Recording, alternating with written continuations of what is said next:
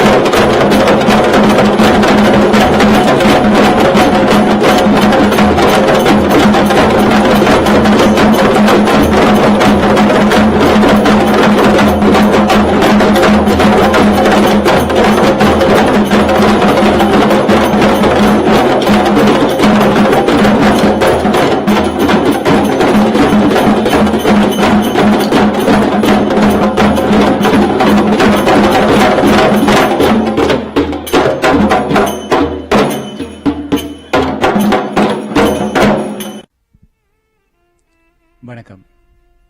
Ottawa Tamil ஒன்றியம் வழங்கும் தமிழ் மரபு திங்கள் 2021 நிகழ்ச்சியில் உங்கள் அனைவரையும் சந்திப்பதில் பெரும் மகிழ்ச்சி. கோவிட்-19 நோய் தொற்றின் சாதாரண சூழ்நிலைகளுக்கு மத்தியில் அரச விதிமுறைகளை பேணி இவ்வரிடம் மெய்நிகராக இணைய வழியில் உங்களை சந்திக்கின்றோம். தமிழ் மரபு திங்களானது 2014ஆம் ஆண்டு ஒன்டாரியோ மாகாண சபையில் சட்டமாக இயற்றப்பட்டு தொடர்ந்து 2016ஆம் ஆண்டு கனடிய பாராளுமன்றத்தில் ஏகமனதாக பிரகடனப்படுத்தப்பட்டது. ஒட்டாவா, டொரண்டோ போன்ற நகர சபைகளிலும் தமிழ் மரபு திங்கள் பிரகடனப்படுத்தப்பட்டது. இச்சந்தர்ப்பத்தை பயன்படுத்தி தைப்பொங்கலுடன் கூடிய இத்தாய் மாதத்தில் தமிழர்தம் மொழி, கலை, பண்பாட்டு விழுமியங்களை இதர சமூகங்களுக்கும் அனைத்துலகுக்கும் பறைசாற்றும் முகமாக தமிழ் மரபு திங்கள் விழாக்கள் இடம்பெற்று வருகின்றன. அத்தோடு நமது தாயகத்தில் இடம்பெற்ற ஸ்ரீலங்காவின் இன அழிப்பினை மற்றைய சமூகத்திற்கும் உலகிற்கும் கொண்டு செல்ல வேண்டிய தார்மீக பொறுப்பும் கடமையும் நமக்கு உள்ளது. ஒட்டாவா தமிழ் ஒன்றியமானது 2017ஆம் ஆண்டிலிருந்து மனித உரிமை, கலை, பண்பாட்டினை மையமாக கொண்டு தமிழ் மரபு திங்கள் நிகழ்வுகளை நடாத்தி வருகின்றனர். தொடர்ந்து இந்நிகழ்ச்சியினை தொகுத்து வழங்குவதற்காக அர்ச்சனா சண்முகதாசன் மற்றும் சுபாங்கி வேல்மஹிபன் அவர்களை அழைக்கின்றேன். Hello everyone, my name is Subanki Vilmahiben and it is a pleasure to be your English MC for this event. We welcome you to the 2021 Tamil Heritage Month Gala and hope you have a fabulous event. As of 2016, January became known as Tamil Heritage Month in Canada. Canada is home to one of the largest Tamil diasporas. We recognize this month as a time to celebrate the contributions and learn the stories of Tamil Canadians. During the month of January, Tamil people worldwide celebrate the harvest festival, Thai Pongal. It is a 3-day festival celebrated in the winter solstice. Bienvenue à tous. Je m'appelle Archana Shanmugadasan et je suis votre maître de cérémonie française avec Subangi Velmahiben et Jana Sivaraja. Nous vous invitons au mois de patrimoine Tamil d'Ottawa de 2021. En raison du virus mondial sans précédent, le gala du mois de patrimoine Tamil de cette année aura lieu virtuellement. Mais nous espérons que vous aimeriez ce événement. Depuis 2016, janvier a été proclamé le mois de patrimoine Tamil du Canada. Le Canada abrite l'une des plus grandes diasporas tamil. Nous soulignons ce mois comme une occasion de célébrer les contributions et d'apprendre les histoires canadiennes d'origine tamil. Au cours du mois de janvier, les Tamils du monde entier célèbrent la fête de la récolte, Thai Pongal. C'est un festival hindou de 3 jours célébré le solstice d'hiver. First, we will start off this event with the Canadian National Anthem and the Tamil Moli Varthu, performed by Abhinaya Suresh Kumar and Akshaya Suresh Kumar. Nous commençons l'événement avec l'hymne national et Tamil Thai Varthu chanté par Abhinaya Suresh Kumar et Akshaya Suresh Kumar. Oh Canada, our home and native land, true patriot in our lands command. With glowing hearts we see thee rise, the true north strong and free, from far and wide. Oh Canada, we stand on guard for thee. God keep our land glorious and free. Oh Canada, we stand on guard for thee. Oh Canada, we stand on guard for thee. வாழ்க நிரந்தரம், வாழ்க தமிழ் மொழி, வாழிய வாழியவே. வானம்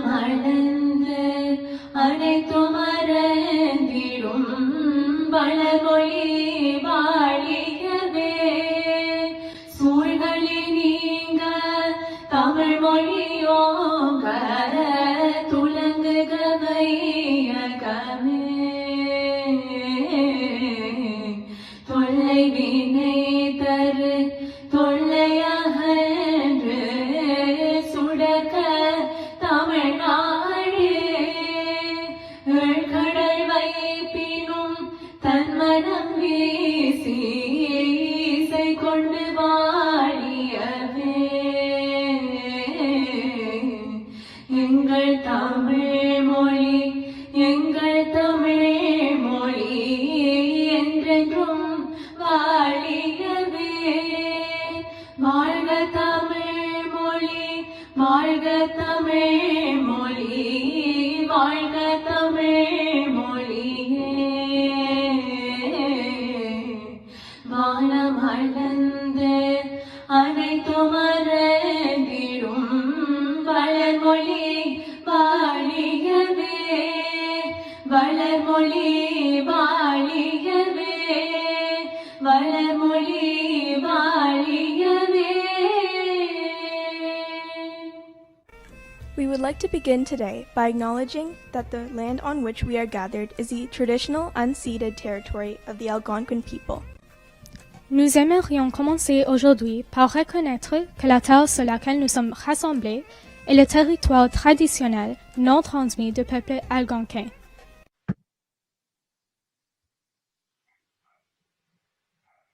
Hello, it's Karen Lawford. Thank you for the invitation to offer a land acknowledgement and greetings in this celebration of Tamil Heritage Month for 2021. Greetings from Haudenosaunee and Anishinaabe territories. I am speaking with you as one Indigenous person to another. With purpose and intention, I acknowledge Tamil peoples as Indigenous peoples, and I welcome you to my homelands. I am very thankful to be a guest on Haudenosaunee and Anishinaabe territories.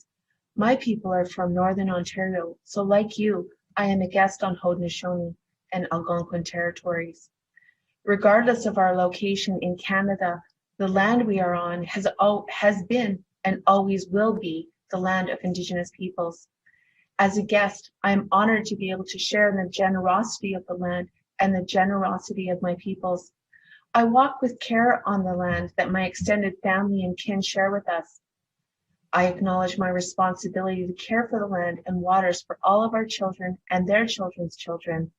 I ask that you too take on that responsibility so that our children and our grandchildren have a place to call home for 7 generations. I am thankful for the food we share and acknowledge the animals and plants that have selflessly given their lives for our sustenance during the various ceremonies and meals shared that honor Tamil Heritage Month. I am thankful for the love and caring that I've witnessed throughout the year, whether in person or through the technologies that allow us to meet in the virtual world. I hope our families have all had the opportunity to show unconditional love to each other. Certainly, we are collectively bearing witness to a time of substantial change, and I have no doubt Tamil people, culture, music, and dance are part of the healing we so desperately need. We need to love in this world when we encounter racism, marginalizations, and white supremacy that have been primarily led by the former president of the United States. As Indigenous people, we have experienced genocide, hatred, and ignorance, but love gives us hope and courage to be true to ourselves and to live in our future with hope and determination. It is our inherent right to live as Indigenous peoples, and these precious rights are our lifeblood, which are set out in the highest laws to protect our people. These inherent laws have existed for millennia and maintain proper balance in the world. Our inherent laws recognize the place of all genders and sexualities. They guide us to make decisions for 7 generations. It is from these laws that my rights as an Indigenous woman flow, as do the rights of the land, the water, animals, and all of creation. I understand and can rationalize why we are not able to meet in person this year. However, I look forward to a future time when we can meet in person and share an evening together. My family very much appreciates and enjoys spending time with you, and each time we meet, new friendships are formed. I wish each one of you a wonderful, prosperous, and healthy year, and I hope you are all taking good care. Thank you again for your generous invitation to offer thanks during Tamil Heritage Month. With all my heart, Kechimikwach.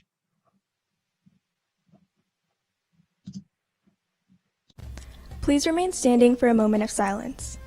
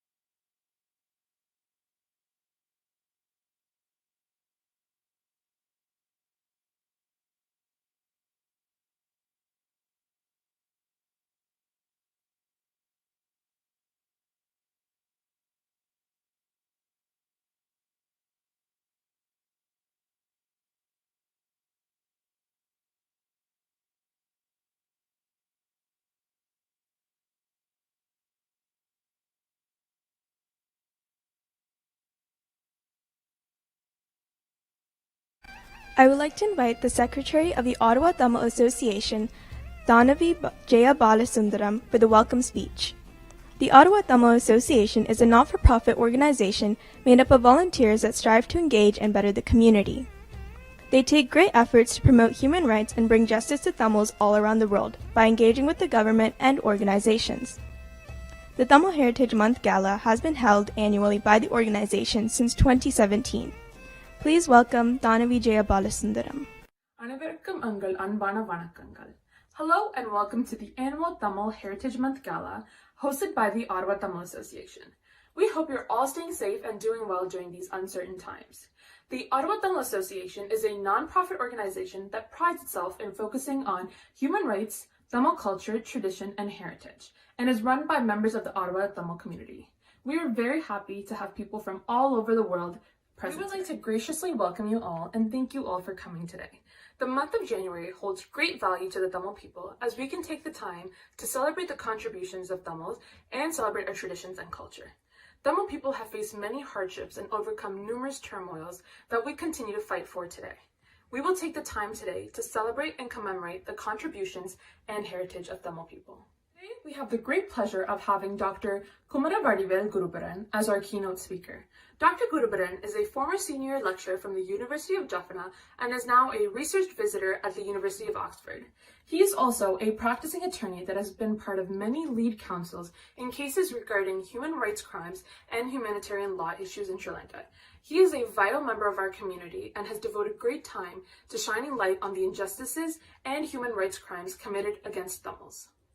We are very grateful for all the Canadian politicians who have joined us today and are grateful for your support in our fight for justice.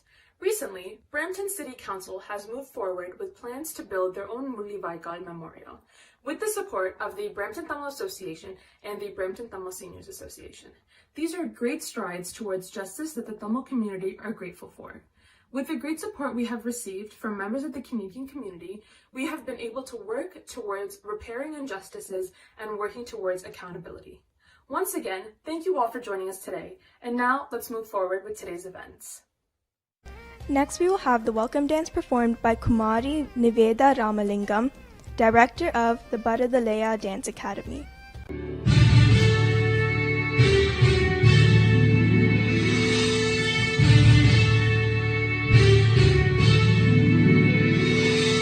நீராடும் கடலுடுத்த நிலமடந்தை தெளிவொழுகும் சீராடும் வடதவிர திகழ்வலத கண்டறிக்கனவும் அதில் சிறந்த திராவிடனல் திருநாடும் தக்க சிறு பிறந்தலும் தைத்தனரும் திலகமுமே வாசனை போல் அனைத்துலகும் இன்பமுற எத்திசையும் புகழ் மணக்க இருந்த பெரும் தமிழனே தமிழனே உன் சீரிழமை திறமியந்து செயல்படந்து வாழ்த்துதுமே வாழ்த்துதுமே வாழ்த்துதுமே.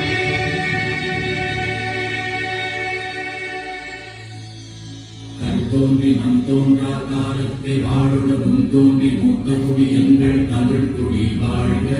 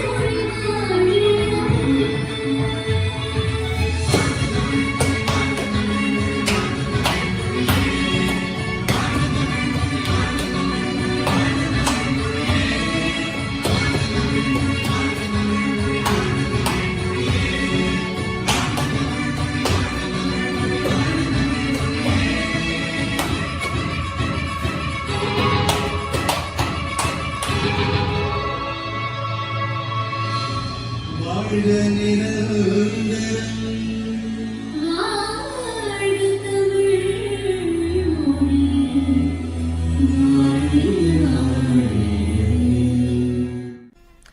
we would like to present the Honorable Prime Minister Justin Trudeau's message. Prochainement, nous voulions présenter le message de l'honorable Premier ministre Justin Trudeau. Vanakkam, Inya Pongal Vatukal.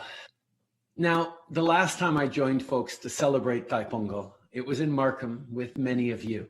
And I remember, as I'm sure you do too, the energy in that room. It was clear then, as it is tonight, that diversity is Canada's strength. Of course, our Thai Pongal celebration is a little different this year. But even if we can't be together in person, we're still able to honor the values at the heart of this special day. Values like peace and the importance of community. As we mark the end of the harvest season, we have a chance to recognize the outstanding contributions of Tamil Canadians to our country and our communities. After all, January is Tamil Heritage Month, and Gary, we have you to thank for that. Tamil Canadians have made our country stronger and our neighborhoods more vibrant.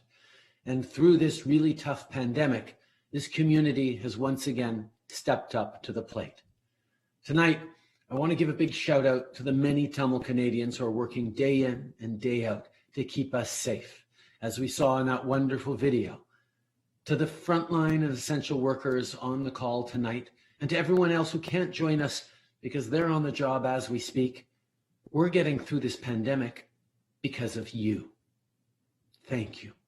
You are our everyday heroes. I know things are really challenging right now. This virus is changing everyone's lives, but it's hitting some neighborhoods and communities especially hard. Maybe you're worried about getting the virus on the job, especially if you don't have paid sick leave. Every time you walk out the door to go to work, know that your government has your back. If you're sick or need to self-isolate because of COVID-19, we've set up the Canada Recovery Sickness Benefit. We will be there for you, whatever it takes, as long as this crisis lasts. My friends, in tough times like these, we need to support each other. I know this community gets that. Look no further than the countless examples of people stepping up by donating vital PPE to frontline workers or delivering groceries to seniors. You are showing us the way forward. You are giving us hope for the better days that are still to come.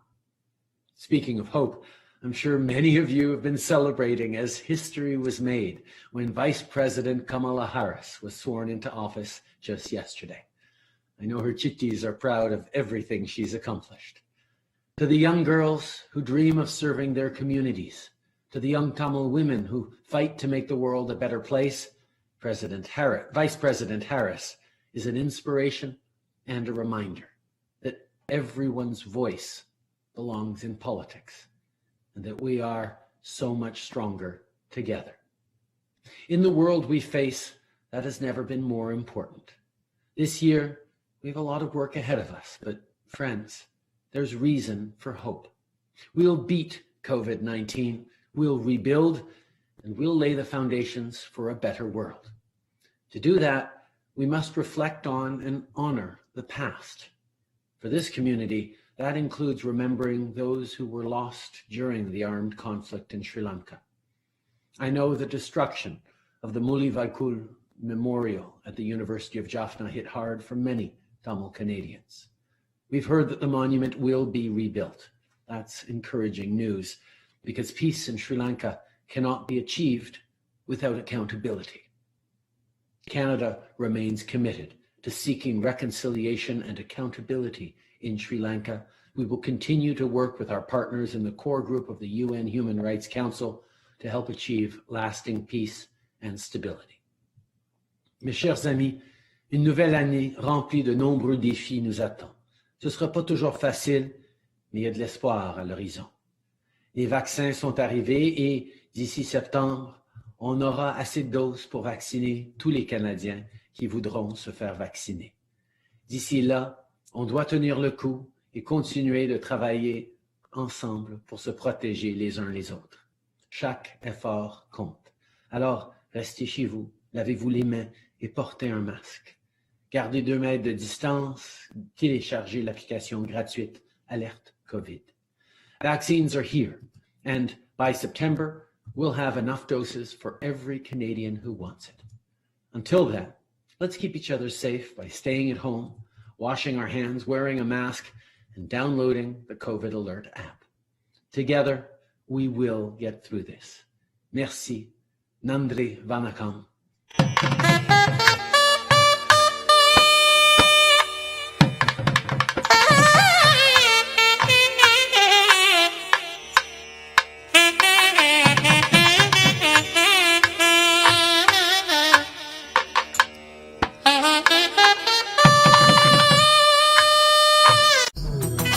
Ottawa Tamil ஒன்றியம் பெருமையுடன் வழங்கும் மனித உரிமை கலை பண்பாட்டை வெளிப்படுத்தும் மரபு திங்கள் விழா.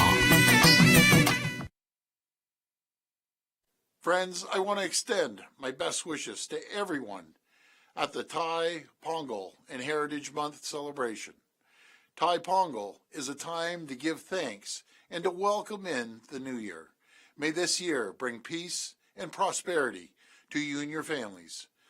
Despite the festival being virtual, I hope that your celebrations are filled with joy and happiness as you celebrate the Tamil community's achievements.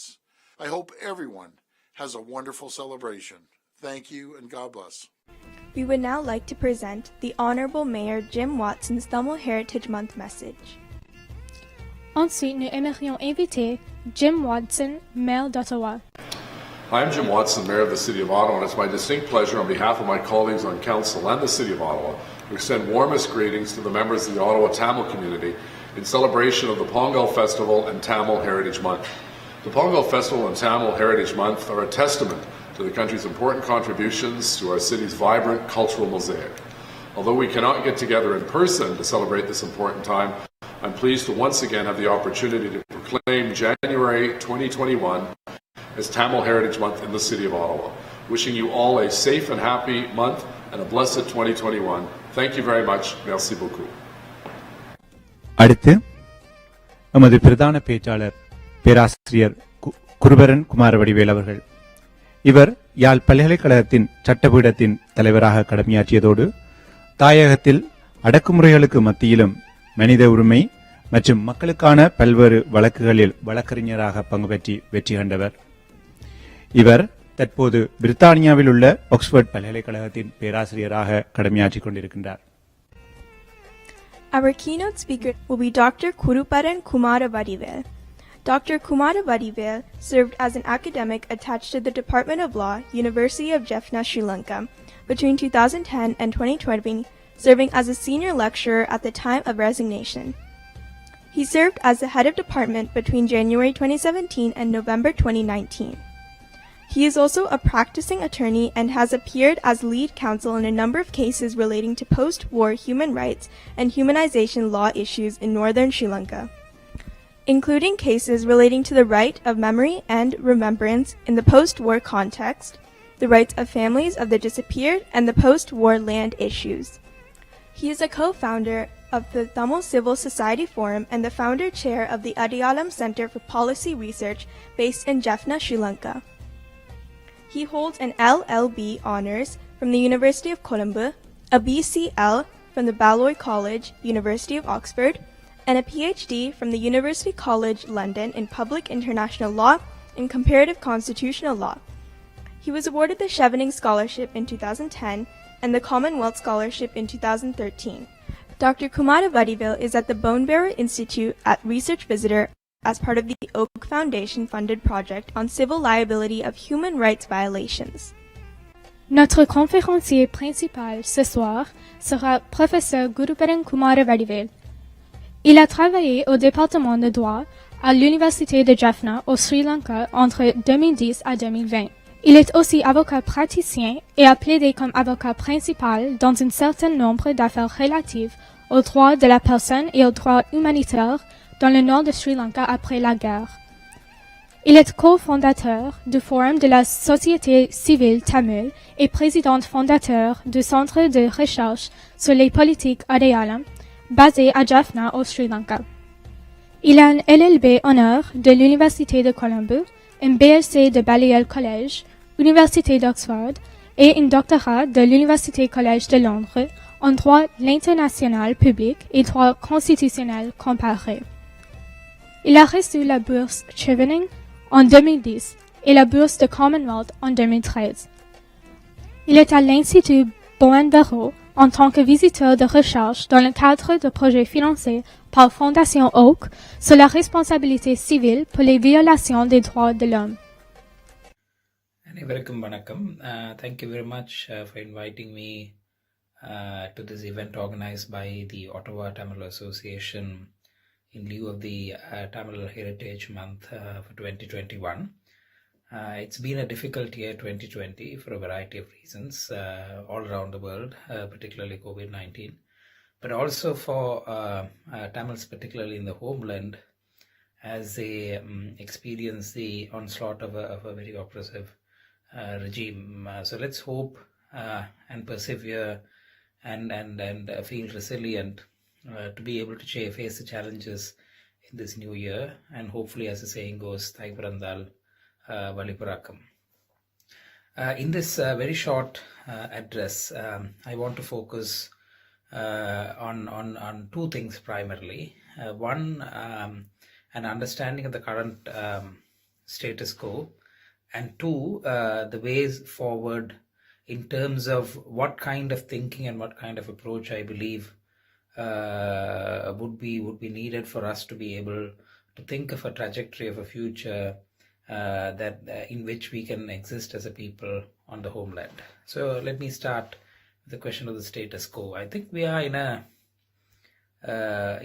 period of transition even after 10 years after the end of the war. Now, when I mean we're in a period of transition, not only I'm not invoking the language of transitional justice at all. I'm talking about the transition that is taking place within the Tamil community. We are still grappling with the trauma, the pain that was inflicted on us by the genocidal events of the last phase of the war. The genocide is, of course, continuing in other forms and means even post-war. But we are also unable to comprehensively understand and grasp a future ahead in terms of what needs to be done, both as a political community as well as a social community. In that, we are still trying to find our sort of way through in terms of how to deal with the post-war scenario, in the backdrop of the fact that an organization that had given leadership to the Tamil polity for 30 long years, for at least 2 decades, disappeared from our midst, or was made to disappear from our midst in 2009. So I think this period of transition cannot go on for longer. In that, the Tamil community needs to have a proper rethought about its own goals, about its own politics, about the way we construct society, the way in which we think through these things, so that we can forge a future ahead for our people on the homeland. Now, why I say we are in a period of transition is because there hasn't been enough political thinking, there hasn't been enough social thinking around how we get to the larger aims of the Tamil polity. What type of strategies, what type of approaches, what type of ideological shifts, if necessary, are required in the post-war scenario. I think in the aftermath of a catastrophe like May 2009, it was essential that we bring our minds together to be able to understand not only understand the calamity that had befell the Tamil people, but also to think through these issues collectively and from a bigger picture. And I think that conversation hasn't taken place. That might be because we're still lingering from the pain that has been inflicted on us and the pain that is being continuously inflicted on us. But it is time that we do that. And I think that sort of conversation is something that we must invest in for our own future. And that is something that the homeland must lead on, but something that the diaspora can contribute to. And I think most of the time what we find is that this conversation is affected largely by groupism within the Tamil political community, by very divisive, very short-term approaches of what I would call, identifying people only by camps, by groups, by parties, so this is not just a call for unity. I'm not calling for unity in that sort of, very simplistic sense. What I'm calling for is for everyone, whatever grouping, whatever ideological background that we come for, to understand the need for sort of a broader approach to broader thinking, a larger sort of big picture sort of understanding of the situation. I think that is very necessary. In the present context, if you, everyone knows what this particular regime is capable of. I, of course, think that the current regime is a continuation of the singular Buddhist nationalist governments of the past. It's not a variant. It's not a deviant. What the Rajapakshas are today espousing in terms of singular Buddhist nationalism, the foundations of which was led by Nagarika Dharmapala, followed through by many leaders, SWRD Bandanayaka, the UNP, J.R. Jayawardena, Chandrika Bandanayaka, Kumarthunga included, and I would even say Ranil Wickramasinghe. So you just have different mutations probably, or different gradings of how severe and how deep the hegemony is that emanates from singular Buddhist nationalism, but it's a continuation. But what this government, where this particular regime stands out, is in the fact that they are a little more bolder about their singular Buddhist nationalism. They are currently, particularly given that they are not unable, that they found out in the last 1 year that they are unable to deal with the economic hardships of the singular people, how to alleviate the economic hardship of the singular people. They again resorting to what ethno-nationalism does best, is to appeal to the sentiments of the singular Buddhist nationalists, and for that they are constructing a new enemy in terms of the Muslims, but also whenever necessary beating up the old enemy, which is the Tamils. So that sort of approach is going to continue. This sort of model of where you can't succeed with governance, you whip up the sentiments of the majority community around ethno-nationalism is a model of governance that has so far worked in Sri Lanka, particularly well handled by the Rajapakshas. So we will see that mostly. Despite the technocratic sort of, posturing that is put out by the current government, by Gotabaya Rajapaksa, that he's there to bring in development and that he'll bring in expertise and so on and so forth. We know that is not working. We know that the economy is crumbling.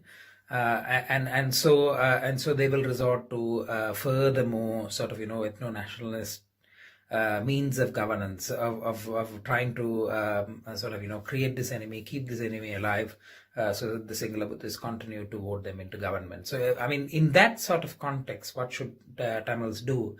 And I think there are two things. One is we must be very clear in terms of what our goals are, and with regard to a political solution, just because there is no government in the south that is going to deliver on even the basic demands of the Tamil people, i.e. self-government within United Sri Lanka, that shouldn't mean that we should be giving up on the fundamentals of the struggle, right? I don't think we should dumb down on articulating our demands, our political demands, based on we should not come down from the articulation of right to self-determination, for example. And I don't think, for example, we should be lurking on the sort of margins of saying that, we are not necessarily asking for federalism, that we are asking for some form of reworded unitary state. Those, I think, are extremely problematic in the sense that they do not understand those kind of maneuvering, manipulation that intelligent politicians think that they're doing intelligently won't really work in the face of singular Buddhist nationalism that controls the state, because whatever manipulation that you do, they will be able to reconfigure the state into a strong unitary state unless there are deep checks and balances that are put in there in the constitution in the form of very strong federal provisions that doesn't allow the central government to take away powers that inherently belong to the Tamils. So I think it is important. We are not going to see this government definitely come up with a political solution. They are probably going to come up with a constitution that is going to tweak with the 13th Amendment. I consistently have said that the 13th Amendment does not form even a starting point to a political solution. I've said this since 2012-13 when there was a huge debate around 13 plus. I don't think there is anything that can be added to the 13th Amendment within the unitary framework of the Constitution. But right now the struggle is being recast as a struggle to retain the 13th Amendment, which is problematic. Tamils are being asked to defend the 13th Amendment because the Sinhala Buddhists, extreme nationalists want to do away with it. I think we should be very clear that we are against taking away the 13th Amendment, but we also must be very clear that we are not for a solution based on the 13th Amendment. So these are some of the fundamentals that I think that we should be very clear about and communicate for eternity if need be. Because a solution from the South is not going to be forthcoming. I think the Tamil people have proven themselves to be adaptive. We've definitely the homeland has clearly indicated that we are willing to settle for a solution within a united Sri Lanka, and that's how far we should go. On the accountability question, I think it's very important. I think a very significant development took place early this year with the joint letter signed by the three main political formations and civil society groups. It leaves a clear indication that the accountability issue being stuck in Geneva-based UN institutions is not going to deliver. It needs to move to New York. We understand the skepticism around the ICC demand. The question that is being posed is how come the UN Security Council is going to refer Sri Lanka to the ICC in the wake of the fact that China and Russia might veto any such resolution. Well, that skepticism is well founded, but also we must realize that things change quite fast in geopolitics. And so if there is a change that is coming, I'm not saying that such a change is forthcoming, that we should be prepared, that our demands must be up there, must be ready to be able to capture that sort of geopolitical moment that might arise in the future, that might then move the accountability question to serious international forms of accountability. So in that sense, that joint letter for the first time where Tamil national political parties across the spectrum have come together and articulate the demand of saying, enough in Geneva. Geneva UNHRC has very limited jurisdiction in terms of fact-finding, putting pressure on the state concerned in terms of improving their human rights standards. They don't really have a significant accountability mandate, and then the accountability mandate rests with institutions, UN institutions in New York, primarily the UN Security Council, UN General Assembly. That's a gist of the letter, and that's a very important development that has taken place. And I think the powers that be that want to handle the Sri Lanka situation to be able to reap their own sort of benefits out of it now have to confront the fact that the ones on behalf of whom they are saying that this accountability and justice must happen are now articulating very clearly what the demands are. And this is the kind of advocacy that is necessary. This is what Sivaram said, advocacy must be based on our own sort of understanding of our own situation in terms of what we want to say rather than what the powers be want us to ask and demand.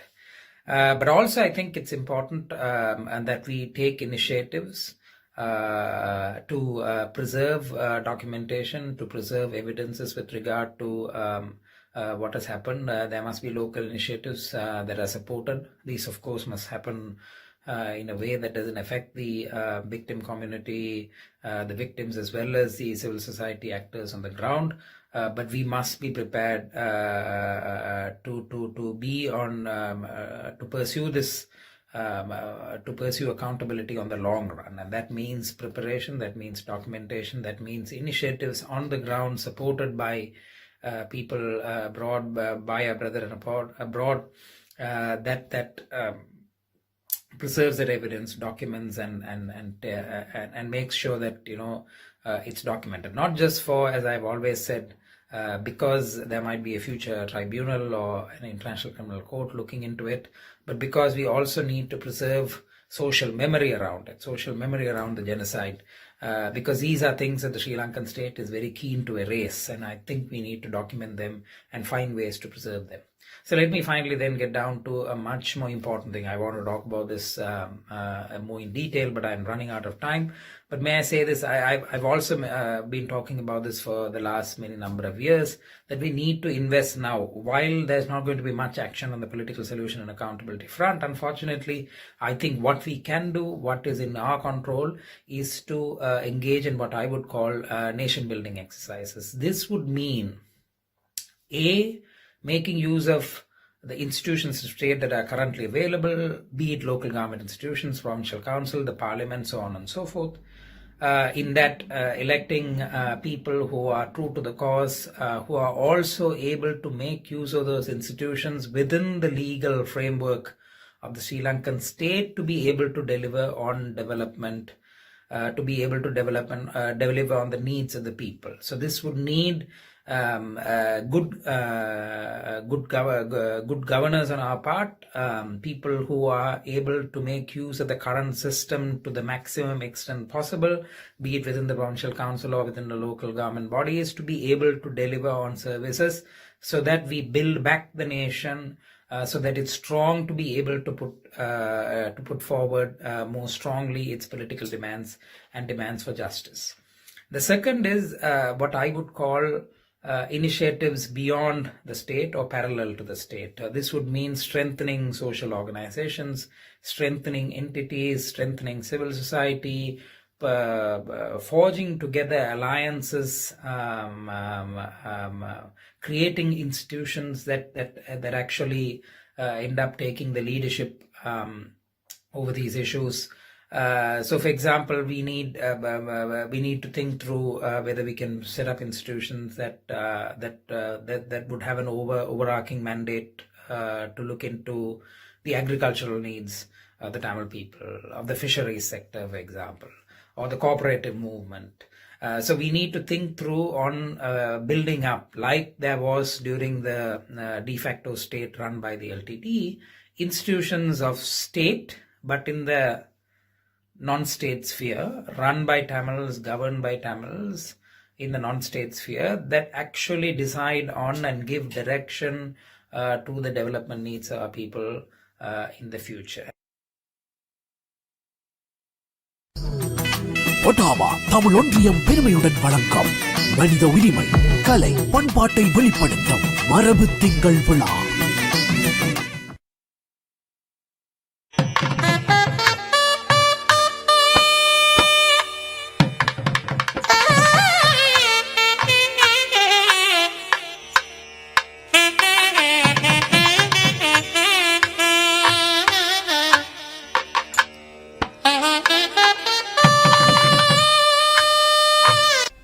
Next, we would like to welcome Dr. Krishnagopi Jayakaran, a family physician based in Ottawa, to deliver a message regarding the unprecedented global pandemic.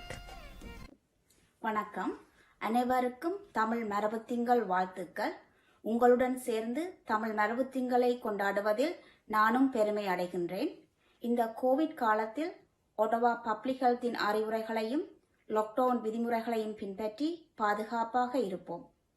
இந்த இக்கட்டான காலத்தில் சோர்வடையாமல் உடல் அளவிலும் மனதளவிலும் உற்சாகமாகவும் ஆரோக்கியமாகவும் இருப்போம். Please stay home and stay safe. நன்றி. We are fortunate enough to have the Minnal music group perform a piece by the name of Pongalo Pongal, describing the festivities of Pongal. Please join me in welcoming the Minnal music group. தலவாழையல மேல பொங்கல் படையடி கலையான பெருநாளில் தடைகள் உடையடி வரமான பண்பாட்டை நாளும் வசமாக்கடி இனமான வாழ்வுதனை நீ உரமாக்கடி.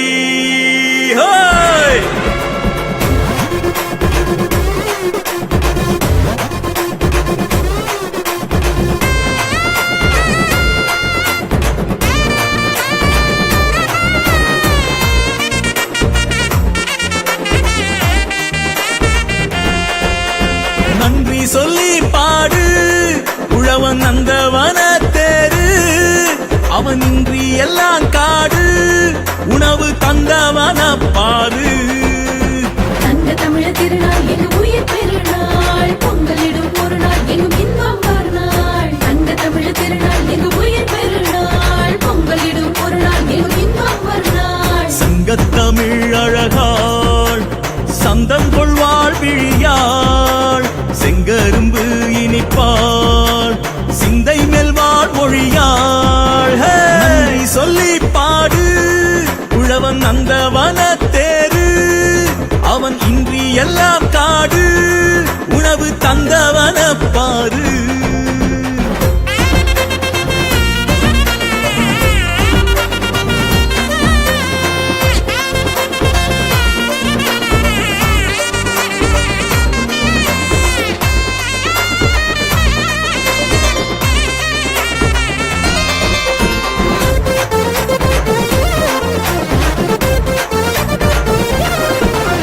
கைமரபு திங்கள் எங்கள் தடம் பதிக்கும் பொங்கல் கை கோக்கும் பொங்கல் இன்ப கனிவு தரும் பொங்கல்.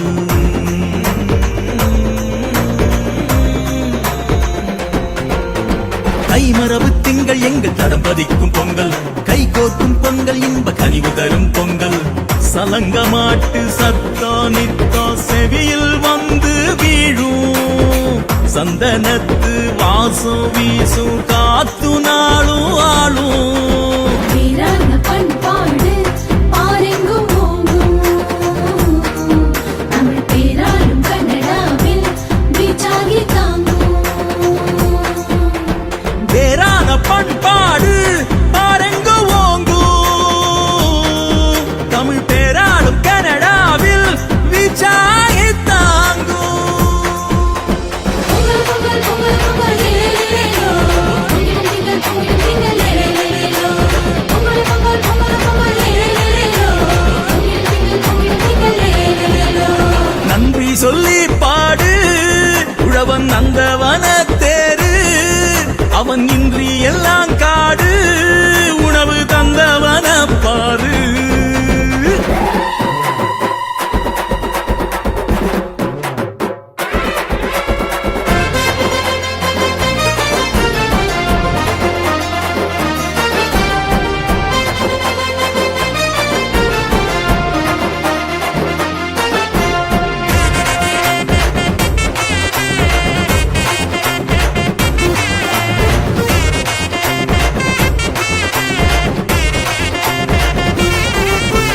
எழுவான் திசையோரனன் கதிரவனின் வரவு அழுவார் விழியோரம் அவனேயம் விடிவு.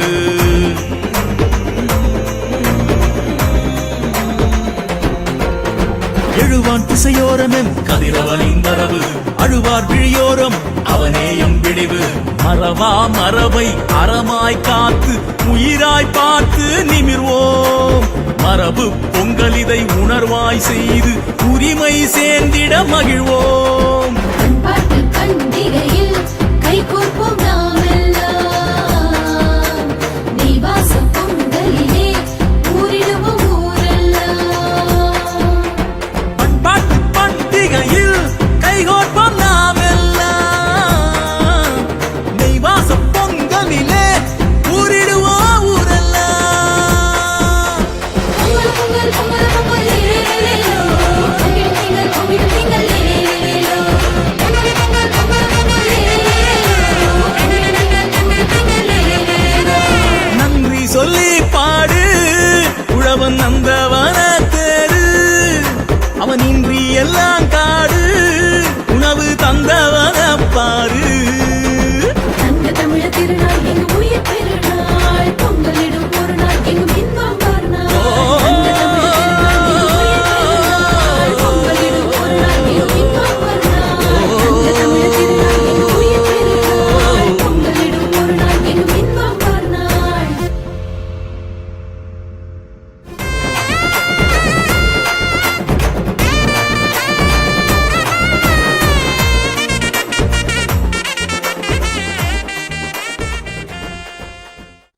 have a message from Mr. Wahisan Madhyaparnam, Financial Services Administrator from the Canadian Armed Forces National Defence. Vanakkam. First of all, I would like to thank Ottawa Tamils Association for giving me an opportunity to speak few words. I have worked with the Canadian Armed Forces for the past 25 years. I am very passionate to serve this great country with a uniform. As a Tamil Canadian, I am very proud because Canada gave us many opportunities to show our passion and strength. I want to encourage our younger generation to be part of the military to serve our country. I wish you a happy Tamil Heritage Month. Nandri Vanakkam. Vanakkam. On behalf of all New Democrats, I want to wish the entire Tamil community a very happy Tamil Heritage Month. This month also marks a very important celebration for the Tamil community, Thai Pongal. This year more than ever, it is important to celebrate Tamil culture, language, and heritage, given the recent events at Jaffna University, where a memorial that commemorates the Tamil lives lost in Mullawaikal was demolished. The structural genocide faced by the Tamil community is ongoing, but I want to take a moment to reflect on and acknowledge the incredible resilience of the Tamil community. You continue to rise above the challenges. So once again, on behalf of all New Democrats, I want to wish you a very happy Tamil Heritage Month. Vanakkam, Nandri. It is the Ottawa Tamil Association's 6th annual fundraiser for Ulam Tamils. Many Tamils were greatly affected by the Sri Lankan genocide against Tamils, and Tamils even today continue to face many hardship. Every year, OTA's fall fundraiser supports important humanitarian projects which provide support for disabled persons and their families and underprivileged children's education. We would like to graciously thank you all for your generous donations in the previous years. OTA's 2020-2021 fall fundraiser has brought together $1,350, which will be donated to Sendil Kumaran's relief agency called Nivaranam, a registered nonprofit in Canada. Sendil Kumaran's relief agency will use these funds to provide livelihood assistance with a great focus on women-led families in the Eastern Province. Next, we have a message from MP Anita Vandenbeld, a member of the Liberal Party elected to represent the West Nepean riding. Ensuite, nous aimerions inviter Anita Vandenbeld, députée d'Ottawa-West Nepean, secrétaire parlementaire du ministère de la Défense nationale. Vanakkam. I'm Anita Vandenbelt, Member of Parliament for Ottawa West Nepean, and it's my pleasure this evening to bring greetings to the Ottawa Tamil Association on the occasion of Tamil Heritage Month. It's a little bit different this year. We have to meet virtually, unlike previous years where I was able to join you in the gala dinner, whether it was to light the Kuthu Villaku or to watch the wonderful cultural and dance performances, to meet with friends and community, and to discuss really important issues like human rights. This year, we have to do that virtually. So I do wish all of you a very wonderful Tamil Heritage Month. And I was very proud to have been one of the members of Parliament 5 years ago who voted to establish January as Tamil Heritage Month. I wish you well, and thank you very much. Nandri. Next, we will have a message from Vijay Thanigasadam, MPP for Scarborough Rouge Park, Member, Standing Committee on Finance and Economic Affairs, Vice Chair, Standing Committee on the Legislative Assembly Parliamentary Assistant to the Minister of Transportation.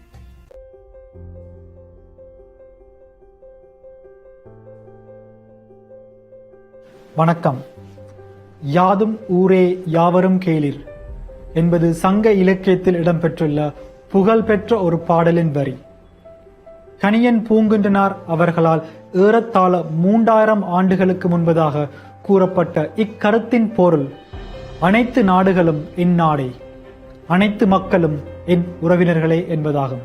இலங்கை தீவில் இன அழிப்புக்கு உள்ளாகி உலகெங்கும் பல்வேறு நாடுகளில் ஏதுமற்றவர்களாய் துரத்தப்பட்ட போதும் எம்மொழி எமக்கு கற்றுக் கொடுத்த அறத்தின் பால் வாழ்வியலை கைவிடாது கடைபிடித்து வருவர்கள் நாம். உலகில் எந்த நாட்டில் நாம் வாழ்ந்தாலும் அதை எமது சொந்த நாடாக ஏற்று அங்கு வாழும் மக்களை எமது உறவினராக ஏற்று வணிகம், சமூகம், அரசியல் போன்ற துறைகளில் நாம் இன்று அடைந்துள்ள இம்முன்னேற்றத்துக்கு அடிப்படையானது தொடர்ச்சியாக நாம் கைக்கொண்டு வரும் எம் வாழ்வியல் முறையே ஆகும். உலகில் இன்றும் நிலைத்து வாழும் ஓரிரு பழமையான செம்மொழிகளில் தமிழும் ஒன்று. அத்தமிழே எமது பெருமை, அதுவே எமது அடையாளம், அதுவே எமது தொடர்ச்சி. தமிழில் இருந்து நாம் பெறுவதற்கரிய அறிவு செழுமைகளை பெற்றுள்ளோம். வரலாற்றில் பல்வேறு இடர்களுக்கு முகம் கொடுத்த போதிலும் அவற்றிலிருந்து மீண்டெழுந்து வந்தவர்கள் என்ற அந்த வரலாற்றை கொண்டவர்கள் என்ற முறையில் நடைபெறும் தமிழ் மரபு திங்கள் கொண்டாட்டங்களில் நானும் ஒரு அங்கமாக இருப்பதில் பெருமைப்படுகிறேன். எமது சக கன்சர்வேட்டிவ் கட்சியின் உறுப்பினரும் தற்போதைய மாண்புமிகு அமைச்சருமான டாட் ஸ்மித் அவர்கள் தமிழ் மரபு திங்களுக்கான சட்டமூலத்தை 2014 ஆண்டு ஒன்டாரியோவில் உள்ள சட்டமன்றத்தில் கொண்டு வந்தார். அனைவருக்கும் இனிய தைப்பொங்கல் மற்றும் தமிழ் புத்தாண்டு வாழ்த்துக்கள்.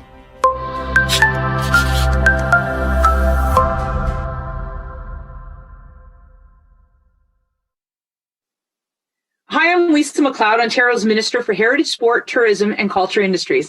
I'm also the proud Ottawa-based member for Nepean and formerly Nepean Carleton. I'm excited today. I'm joined by a good friend and colleague of mine from the legislature, Vijay Thangasalam, who has joined us in 2018 to the Ontario legislature and who is the sponsor of Tamil Genocide Education Month.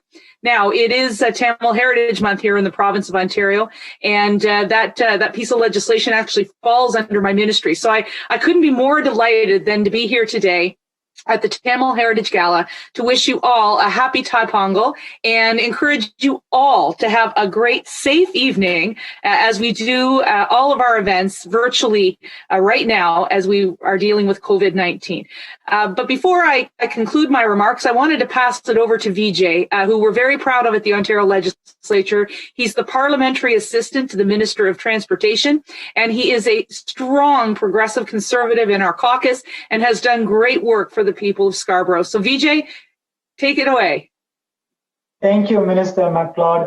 Thank you for your leadership and support in all the projects that we are doing in Ontario, especially when I got elected as one of the young minister, you mentored me and gave me the good guidance. So thank you. I always appreciate your guidance on that, Minister. I want to wish all the Tamil community members in Nepean, Ottawa, and across Ontario, happy Thai Pongal, happy Tamil New Year, and happy Tamil Heritage Month. Minister, thank you for sharing the interesting fact that you shared with me in the month of January, Tamil Heritage Month. In 1923, the late Georgian resident named as Inge Va, which means in Tamil, come here. So even in heritage agency that, Minister, you govern, there are a lot of archaeology evidence that there's diversity in Ontario and Canada. I started very long ago. So thank you so much for taking care of all the ministries that you take care from tourism, sports, heritage, and cultural industry. At the end, I just want to wish the Tamil community in Ottawa in Tamil as well. அனைவருக்கும் இனிய தை பொங்கல் மற்றும் தமிழ் புத்தாண்டு வாழ்த்துக்கள். I really, really appreciate this opportunity to wish you all the best wishes for Pongal along with our minister, Lisa McLeod. And thank you very much, Vijay. And folks, the Ontario Heritage Trust, which is part of this ministry, did talk about that beautiful building that was named in Tamil. And I've often said that Ontario is the world in one province. You can travel the world in Ottawa and Toronto and many of our other big cities across this great province and see amazing diasporas, just like the Tamil community from Sri Lanka and, of course, from India. So again, happy Thai Pongal. And thank you all so much for this kind invitation. And I hope you're as proud of Vijay as I am. Thank you. Thank you. Next, we have a message from MP Chandra Arya, a member of the Liberal Party elected to represent the Nepean area. Ensuite, nous aimerions inviter Chandra Arya, député de Nepean. Hello, I'm Chandra Arya, Member of Parliament for Nepean. It's an honor and privilege to participate in the Tamil Heritage Month celebration today. I thank Ottawa Tamil Association for organizing this event again like several previous years. I recognize and thank the volunteer team led by Ottawa Tamil Association President Siva Ramachandran. This is an occasion not only to celebrate the long, rich history, culture, and heritage of Tamils, but also is an occasion to recognize the contributions of Tamil Canadians to the socio-economic development of our country. Tamil Canadians have come to our wonderful country from Sri Lanka, India, and many other countries from across the world and added to our rich multicultural fabric. While this year has been challenging to all of us due to pandemic, our country has pulled together due to the great cooperation of all Canadians. This is also a great year, especially for me as a person of South Indian origin, to see another person of South Indian origin of Tamil heritage, Kamala Harris, become the Vice President of the United States. She has made us all proud and has set a high bar for our next generation. Once again, thank you all for being part of this celebration. Thanks.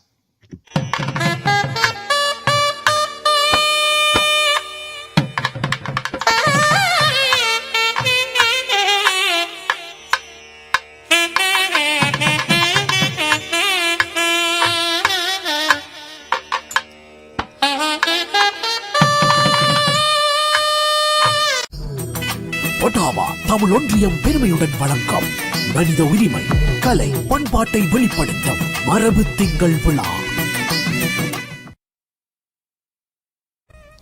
Next, we have a message from Gary Anandasangari, MP for Scarborough Rouge Park, and Parliamentary Secretary to the Crown Indigenous Minister. Ensuite, nous aimerions inviter Gary Anandasangari, député de Scarborough Rouge Park, secrétaire parlementaire de la ministre des Relations couronnes autochtones. Hello, Vanakkam. Good evening, everyone. I want to first of all welcome you all to the Ottawa Tamil Association's Tamil Heritage Month celebration. This is usually an annual event where it takes place in Ottawa on the last day of the month of January to celebrate Tamil Heritage Month. So for all of you who are joining, I just want to say congratulations on this. This is a very difficult year for everyone. And just about a week and a half ago, the Prime Minister was able to meet with many Tamil frontline and essential workers to thank them personally for their contribution to the COVID-19 pandemic, the fight that we have against the COVID-19 pandemic. It was a very moving and touching experience, and I want to again reiterate our gratefulness for their enormous contribution to Canada and to fighting the pandemic over the past 10.5 months. Without them, we wouldn't be able to get through. But one thing I can assure you is that as we get closer to the spring, we know that relief is on the way. The vaccines are coming, and we will be able to celebrate in person in the years to come. But in the meantime, please be safe. On a final note, I just want to reiterate that Canada will continue to advocate for accountability in Sri Lanka. The Prime Minister has stated that. He has also spoken up very recently about the destruction of the Jaffna Mullivaikkal Memorial destruction that took place on January the 8th. And we will continue as a country to voice our concerns both bilaterally, multilaterally, through the UN Human Rights Council, as well as other international forums. I look forward to seeing you in person next year. Iniya Taipongal Waltikal. Happy Tamil Heritage Month. Next, we will have a message from John Fraser, MPP for Ottawa South. Hello, bonjour. I'm John Fraser, the MPP for Ottawa South, and I want to thank the Ottawa Tamil Association for inviting me to bring greetings to this annual celebration of Tamil Heritage Month. I'm very lucky to represent a community where families from more than 125 different countries, speaking more than 90 languages, have chosen to call home. we live together, we work together. Our children go to school and play together, and today we celebrate together. Tamil Heritage Month is an important time to share and celebrate the deep culture, traditions, and the accomplishments of Ontario's Tamil community.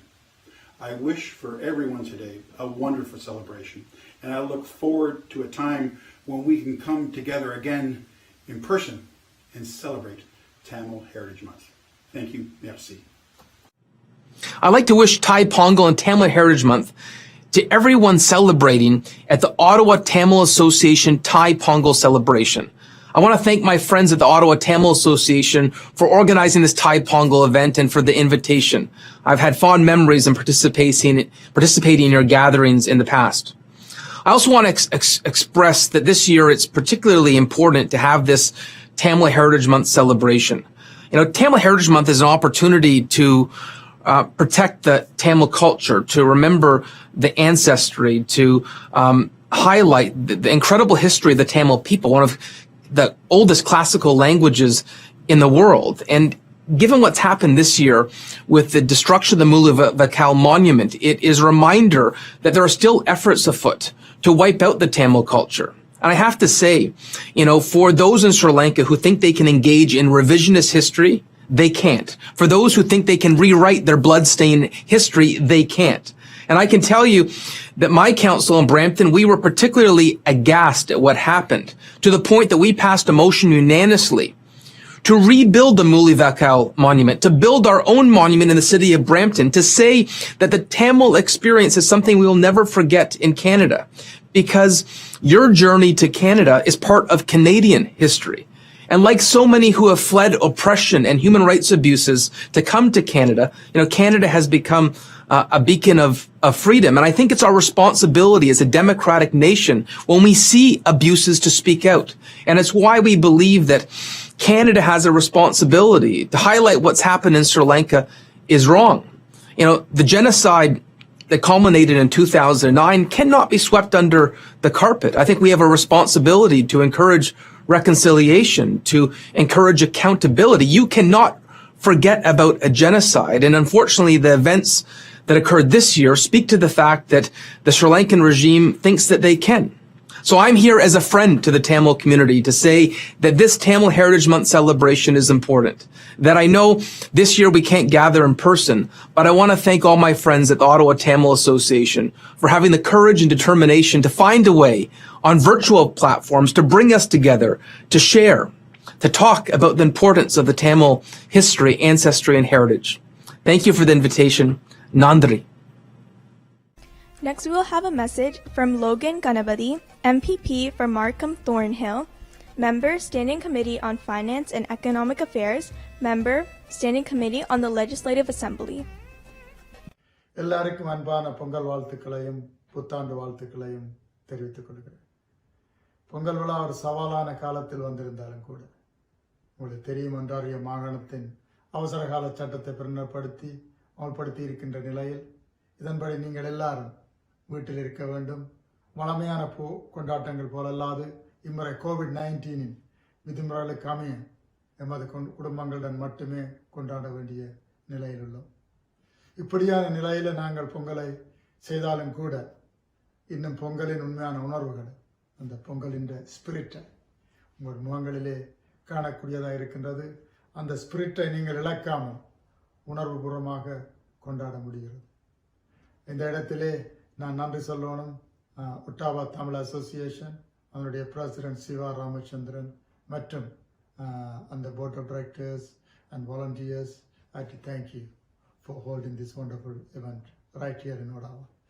நவீன வாழ்க்கையில் நாங்கள் எத்தனை புதிய வடிவங்கள் எடுத்தாலும் கூட தமிழர்களுக்கான தொன்மம் இடையறாது தொடர்ந்தும் பின்பற்றப்படுவது எங்களது கலாச்சார மரபுரிமையாகும்.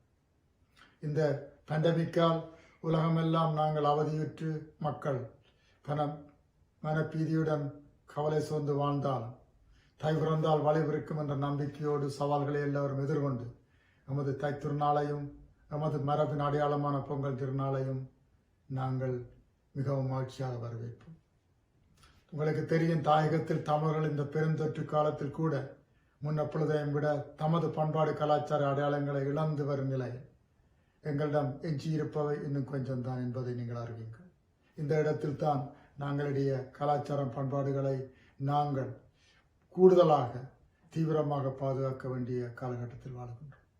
குறிப்பாக அடுத்த தலைமுறையினர் தமிழ் மொழியையும் அதன் செழிப்பான பண்பாட்டு கலாச்சாரத்தையும் அதன் பெருமான விழுமியங்களையும் வேல்யூஸ் அண்ட் நார்ம்ஸ் இவற்றை அறிவதும் பேசுவதும் இந்த நாட்களில் மிக முக்கியமானது. இந்த பணியில் எங்களுடைய பல முதியோர்கள் பங்கு முக்கியமானது. இந்த முதியோர்கள் செவனுவே செய்து வந்தாலும் அவர்கள் வாழும் இந்த பொற்காலத்தில் எமது மரபு கலாச்சார பண்பாடுகளை எமது இளையோர்களுக்கும் பிள்ளைகளுக்கும் ஆழமாகவும் போற்ற வேண்டிய தார்மீக கடமையிலே நாங்கள் இருக்கின்றோம். இதை சொல்றது நான் knowledge transfer from one man to another person. நாங்கள் புலம்பெயர்ந்த நாடுகளிலே பல சாதனைகளை படைக்கின்றோம். புதிய பூமியில புதிய உலகத்தில் வாழ்ந்தாலும் ஆனால் ஒன்றை மட்டும் எங்களுடைய மனதிலே வைத்திருக்க வேண்டியது எங்களுடைய கலாச்சாரம் பண்பாடுகளை. இவற்றை செய்வதில்லை. உங்களுக்கு தெரியும், மார்க்கம் மாநகர சபை முன்னிடத்தை வகிப்பதை நீங்கள் அறிந்திருப்பீர்கள். கனடாவில் முதல் முறையாக தமிழில் திருநாளையும் தமிழ் மரபு நாளையும் 2012 மார்க்கம் கவுன்சில் பிரகடனப்படுத்தியது. பின்னர் அவை மாகாண ரீதியாக வளர்ந்து இன்று அண்மையில் 2 வருடங்களுக்கு முன்னர் மத்திய அரசு தமிழருடைய தைப்பொரு நாளை மரபு நாட்களாக மரபு மாதங்களாக நாங்கள் அமல்படுத்தியதும் மிக முக்கியமானது. மற்றும் தமிழுடைய அடையாளத்தை மார்க்க மாநகர சபை பல வழிகளிலே செய்கின்றது. அதனுடைய முக்கியமான விடயம் வன்னி ஸ்ட்ரீட், ட்ரிங்கோவே, யாழ் பார்க் போன்ற பல வீதிகளை நாங்கள் அறிமுகப்படுத்தியிருந்தோம். அவற்றை நீங்கள் டொரண்டோவுக்கு வருகின்ற பொழுது நீங்கள் கண்டிருப்பீங்கள். இவையெல்லாம் எங்களுடைய வெறும் வீதி பலகைகளாக மாத்திரம் பார்த்துவிட முடியாது. இவர்கள் எங்களுடைய அடையாளங்களும் எங்களுடைய மரபுகளும் உங்களுடைய அடுத்த தலைமுறைக்கு இவற்றை பற்றின வரலாறுகள் சரித்திரங்களை நீங்கள் சொல்ல வேண்டிய அந்த வரலாற்று கடமைகள்லாம் இந்த மரபு நாளிலே நாங்கள் செய்கின்ற விடயங்கள் என்று கூறி உங்கள் எல்லாருக்கும் இந்த வருகின்ற ஆண்டு இருள் நீங்கி ஒரு ஒளிமயமான வெளிச்சமான ஒரு ஆண்டாக மலர வேண்டும் என்று கூறி இந்த சந்தர்ப்பத்துக்கு நன்றி கூறி விடைபெறுகிறேன். வணக்கம். Next we will have a vocal performance by singer Arushi Narendran, student of Darsani Bhaskaran. Vanakkam. My name is Arushi and I'll be singing a kavadi chindu.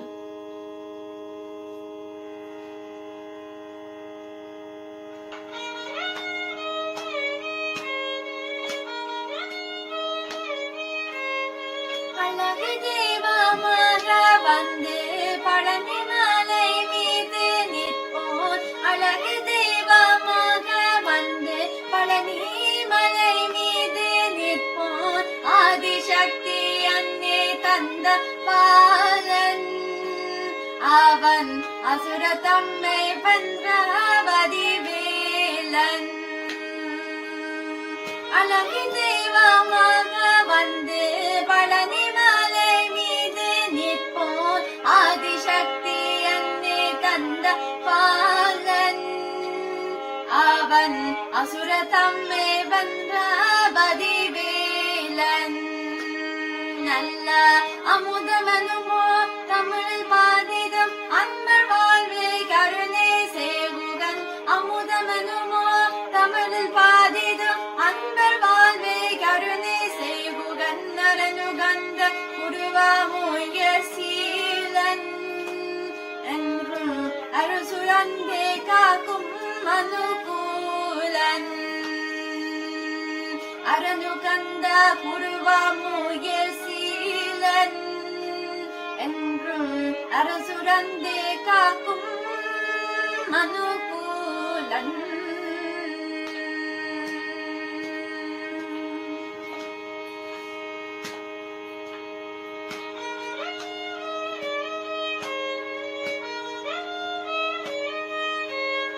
குழந்தையாக குமரனாக கோபநாதை துறவியாக.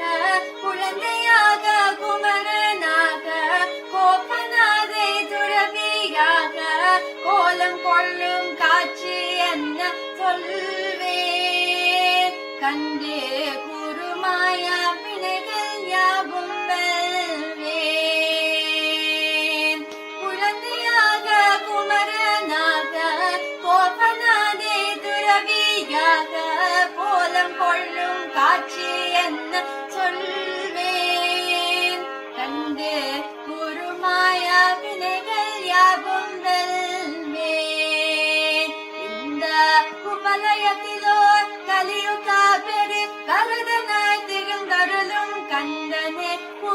கயத்திலோ கலியும் காப்பரு வரதனாய் திருந்தருளும் கந்தனே கும்பிள் தந்தன் பணிக நீங்கி மாற்றில்வேன் உள்ள குமுறலோய்ந்தே நல்ல பலி செல்வேன் கும்பிள் தந்தன் பணிக நீங்கி மாற்றில்வேன் உள்ள குமுறலோய்ந்தே நல்ல வழி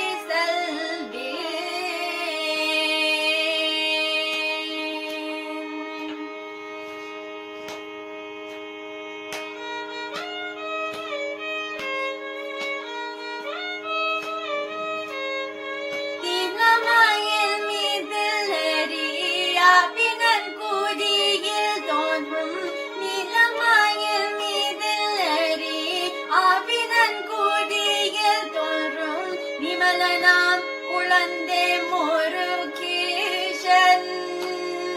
அவன் நித்தில பொன்முறவள் வள்ளி நேசன்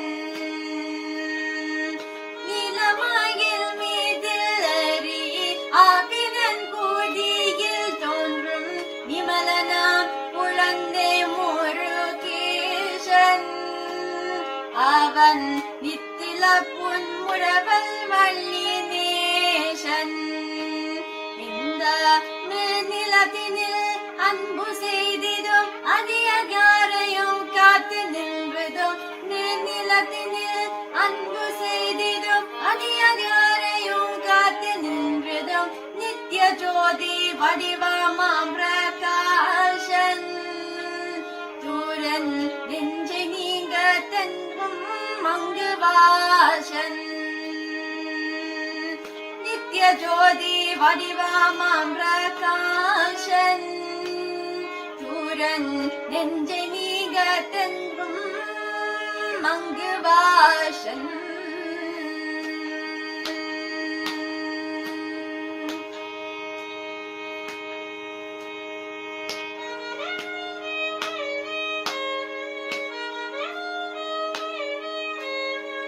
அழகு தெய்வமாக வந்து பழனி மலை மீது நிற்போன் ஆதிசக்தி அன்னை தந்த பாலன் அவன் அசுரத்தம்மை பண்பதி வேலன் நல்ல அமுதமெனுமோ தமிழில் பாதிதும் அந்த வாழ்வை கருணை செய்வுகன் அரணுகந்த உருவாமோய சீலன் என்றும் அரசுரந்தே காக்கும் அனுகூலன் என்றும் அரசுரந்தே காக்கும் அனுகூலன் என்றும் அரசுரந்தே காக்கும் அனுகூலன்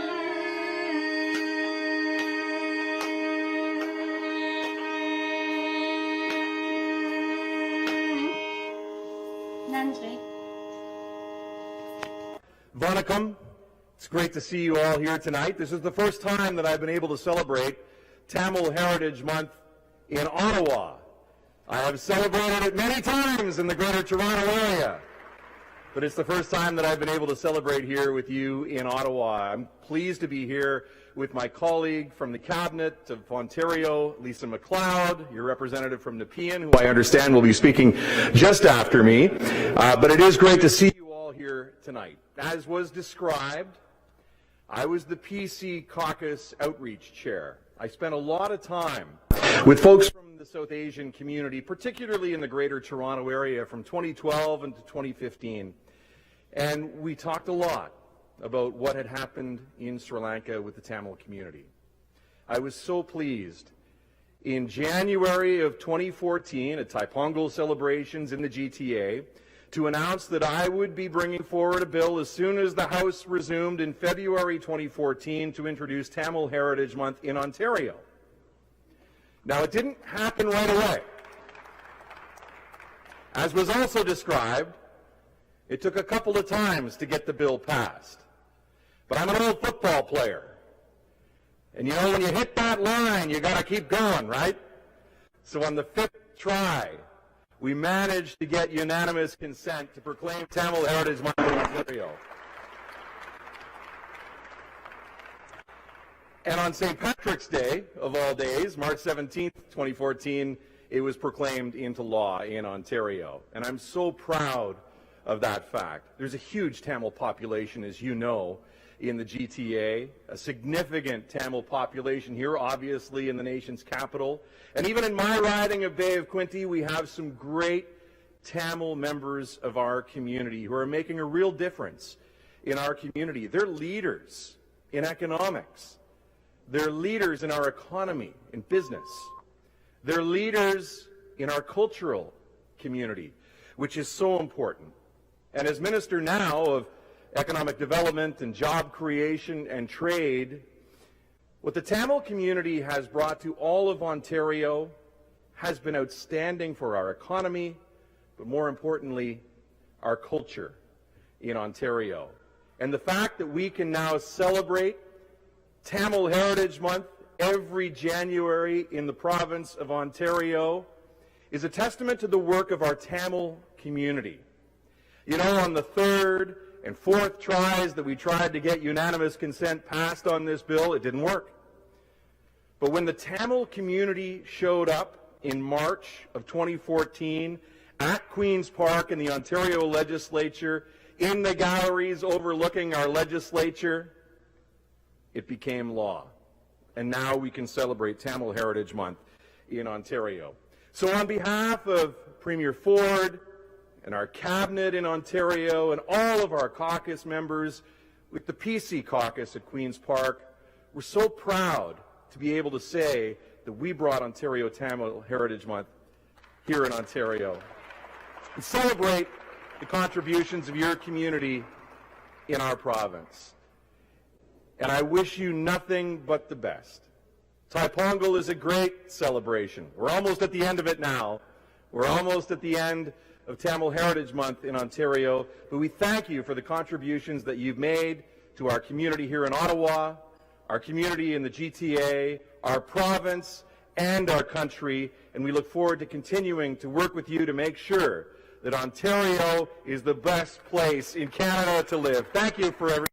Being here. It's such a great honor to be with you this evening.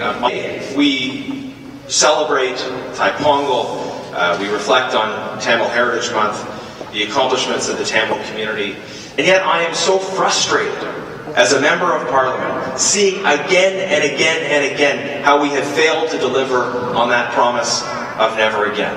Whether it is the horrors experienced by the Tamil people in Sri Lanka and continuing human rights abuses, whether it is the genocide of Rohingya people in Burma, the persecution of Christians, Yazidis, and others at the hands of Daesh in Syria and Iraq. All over the world, so many contemporary examples, the Uyghurs in China and other minorities in China, so many cases where we have failed as an international community to deliver on this real promise of never again.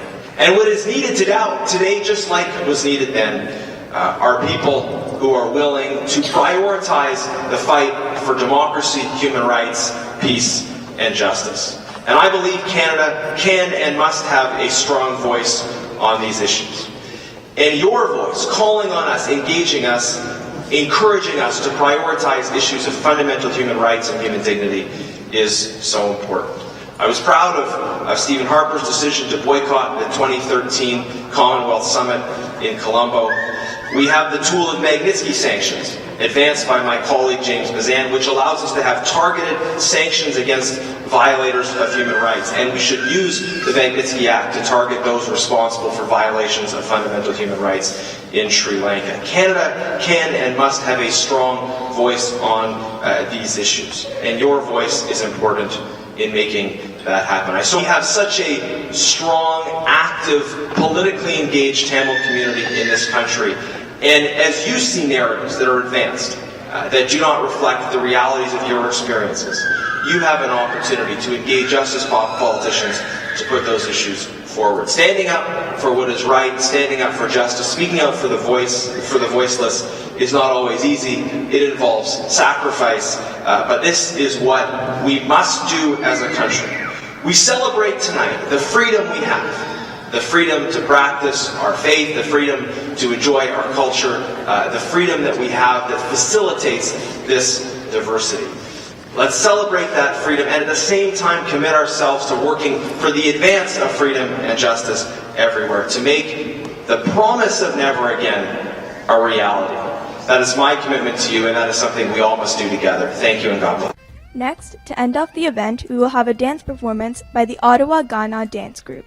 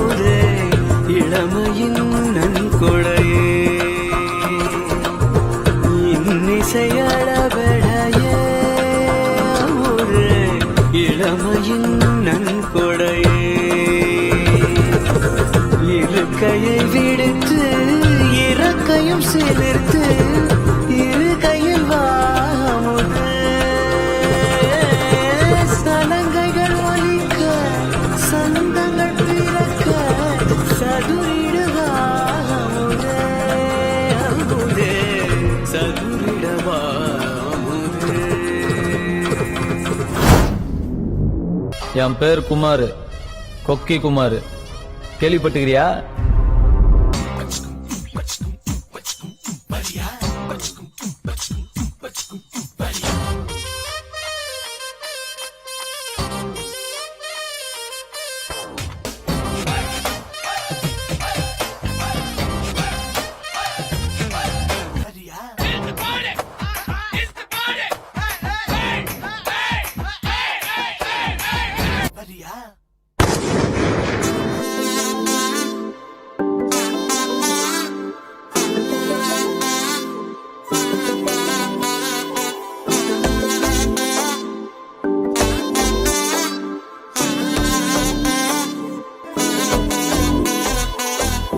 ஒண்டி வீரன் நான் நடி, உனக்கேத்த ஆளும் தான் நடி. உன் பட்டு பட்டு கண்ணும் தொட்டு தொட்டு முத்தம் வைப்பேன் பாரடி. வெற்றி வேலும் நான் நடி, வெளிவேசம் போட மாட்டேன். உன் அத்த அத்த பெத்த முத்து ரத்தினத்த மிஞ்ச யாரடி? போறா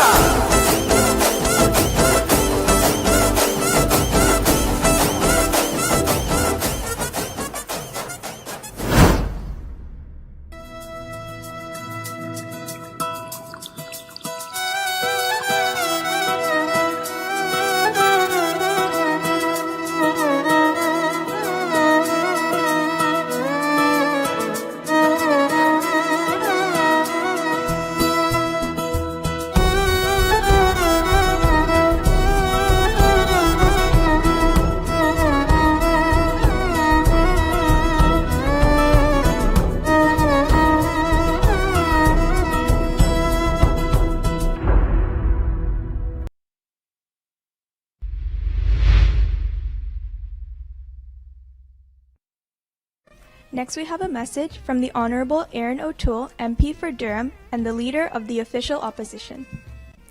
Ensuite, nous aimerions inviter l'Honorable Aaron O'Toole, député de Durham et le chef de l'opposition officielle.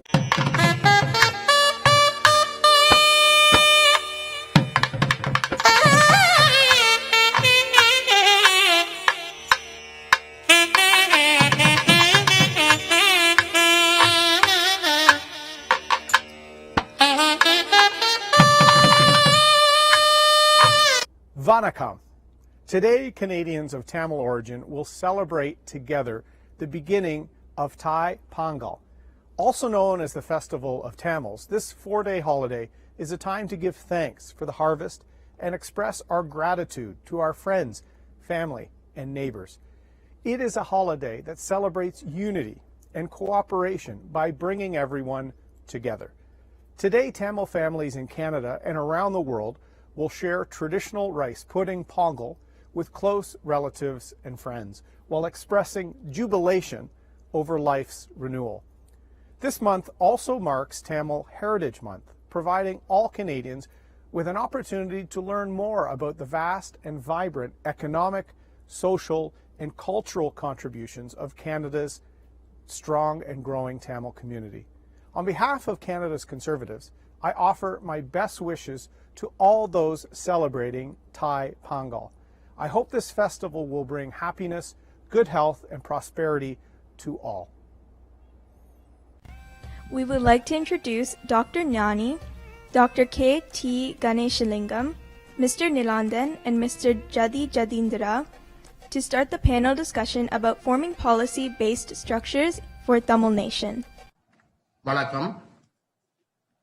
இன்றைய நிகழ்வை ஒட்டாவா தமிழ் அமைப்பினர் கேட்டுக்கொண்டதற்கிணங்க இலங்கையின் தமிழ் தேசிய பரப்பில் சிறந்த கருத்துருவாக்கிகளான யாழ்ப்பாண பல்கலைக்கழக பேராசிரியர், அரசியல் விஞ்ஞான தலைவர் மதிப்புக்குரிய கணேஷ்லிங்கம் அவர்களையும், சிரேஷ்ட கருத்துருவாக்கியான நிலாந்தன் அவர்களையும் மற்றும் சிரேஷ்ட கருத்துருவாக்கியான ஜதீந்திரா அவர்களையும் இந்த நிகழ்ச்சிக்கு வரவேற்றுக் கொள்கின்றேன். எனது பெயர் ஞானேசன். இந்த நிகழ்ச்சியின் மூலம் தமிழ் பேசும் தரப்பில் இன்றுள்ள கொள்கை வெற்றிடங்களை பற்றி கலந்துரையாடுவதற்காக முயற்சிக்கின்றோம். என்னுடைய நிகழ்ச்சியினுடைய தலைப்பானது ஆங்கிலத்தில் forming policy based structures for Tamil nation, Tamil தேசியத்துக்கான கட்டமைப்பு சார்ந்த அமைப்புகளை, முக்கியமாக வெளிவிவகார கொள்கை சார்ந்த அமைப்புகளை எப்படி உருவாக்குதல் என்பதே தலைப்பாக உள்ளது. ஆரம்பத்தில் எனது சிறு விளக்கத்துடன் நிகழ்ச்சிக்குள் உருவாக்கப்பட்ட பேச்சாளர்களை சில கேள்விகள் ஒரு 3 கேள்விகள் கேட்போம். ஒருவருக்கும் நாங்கள் ஒரு 5-6 நிமிடங்கள் கொடுக்கப்படும்.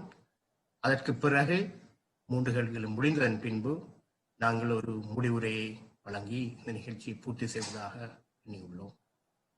ஆரம்பத்தில் இந்த கொள்கை சார் கட்டமைப்புகள் ஏன் தேவை, இன்றைய நிலைமையில் தமிழ் தரப்பில் கொள்கை சார் கட்டமைப்புகள் இல்லை என்பது எல்லாருக்கும் தெளிவான விஷயம். அநேகமான தமிழர் தரப்பு ஒன்று முகம் கொடுக்கின்ற பல பிரச்சனைகளில்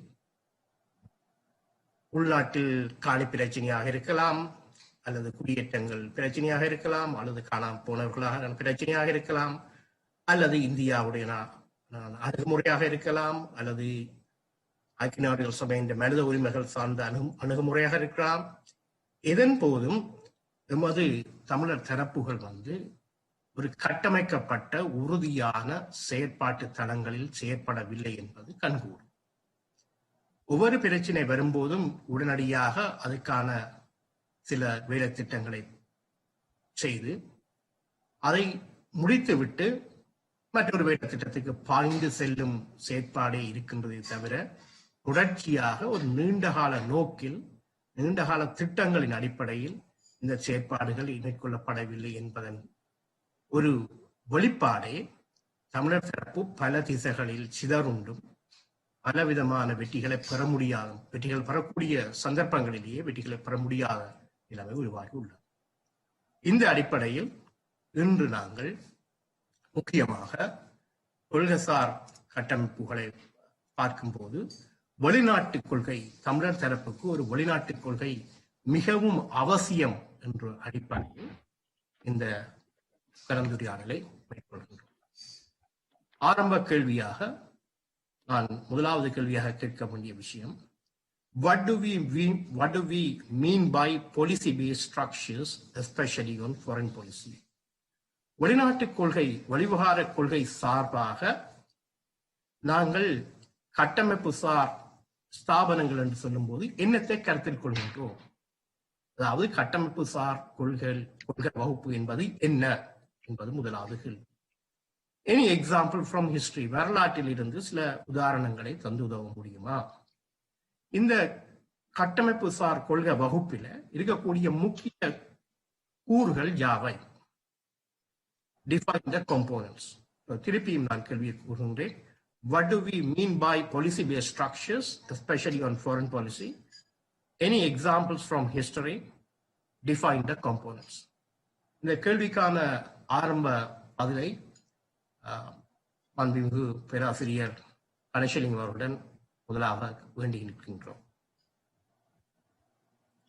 ஓகே, அனைவருக்கும் வணக்கம். நேரடியாகவே இந்த கேள்விக்குரிய பதிலுக்குள் நுழையலாம் என்று நான் நினைக்கிறேன்.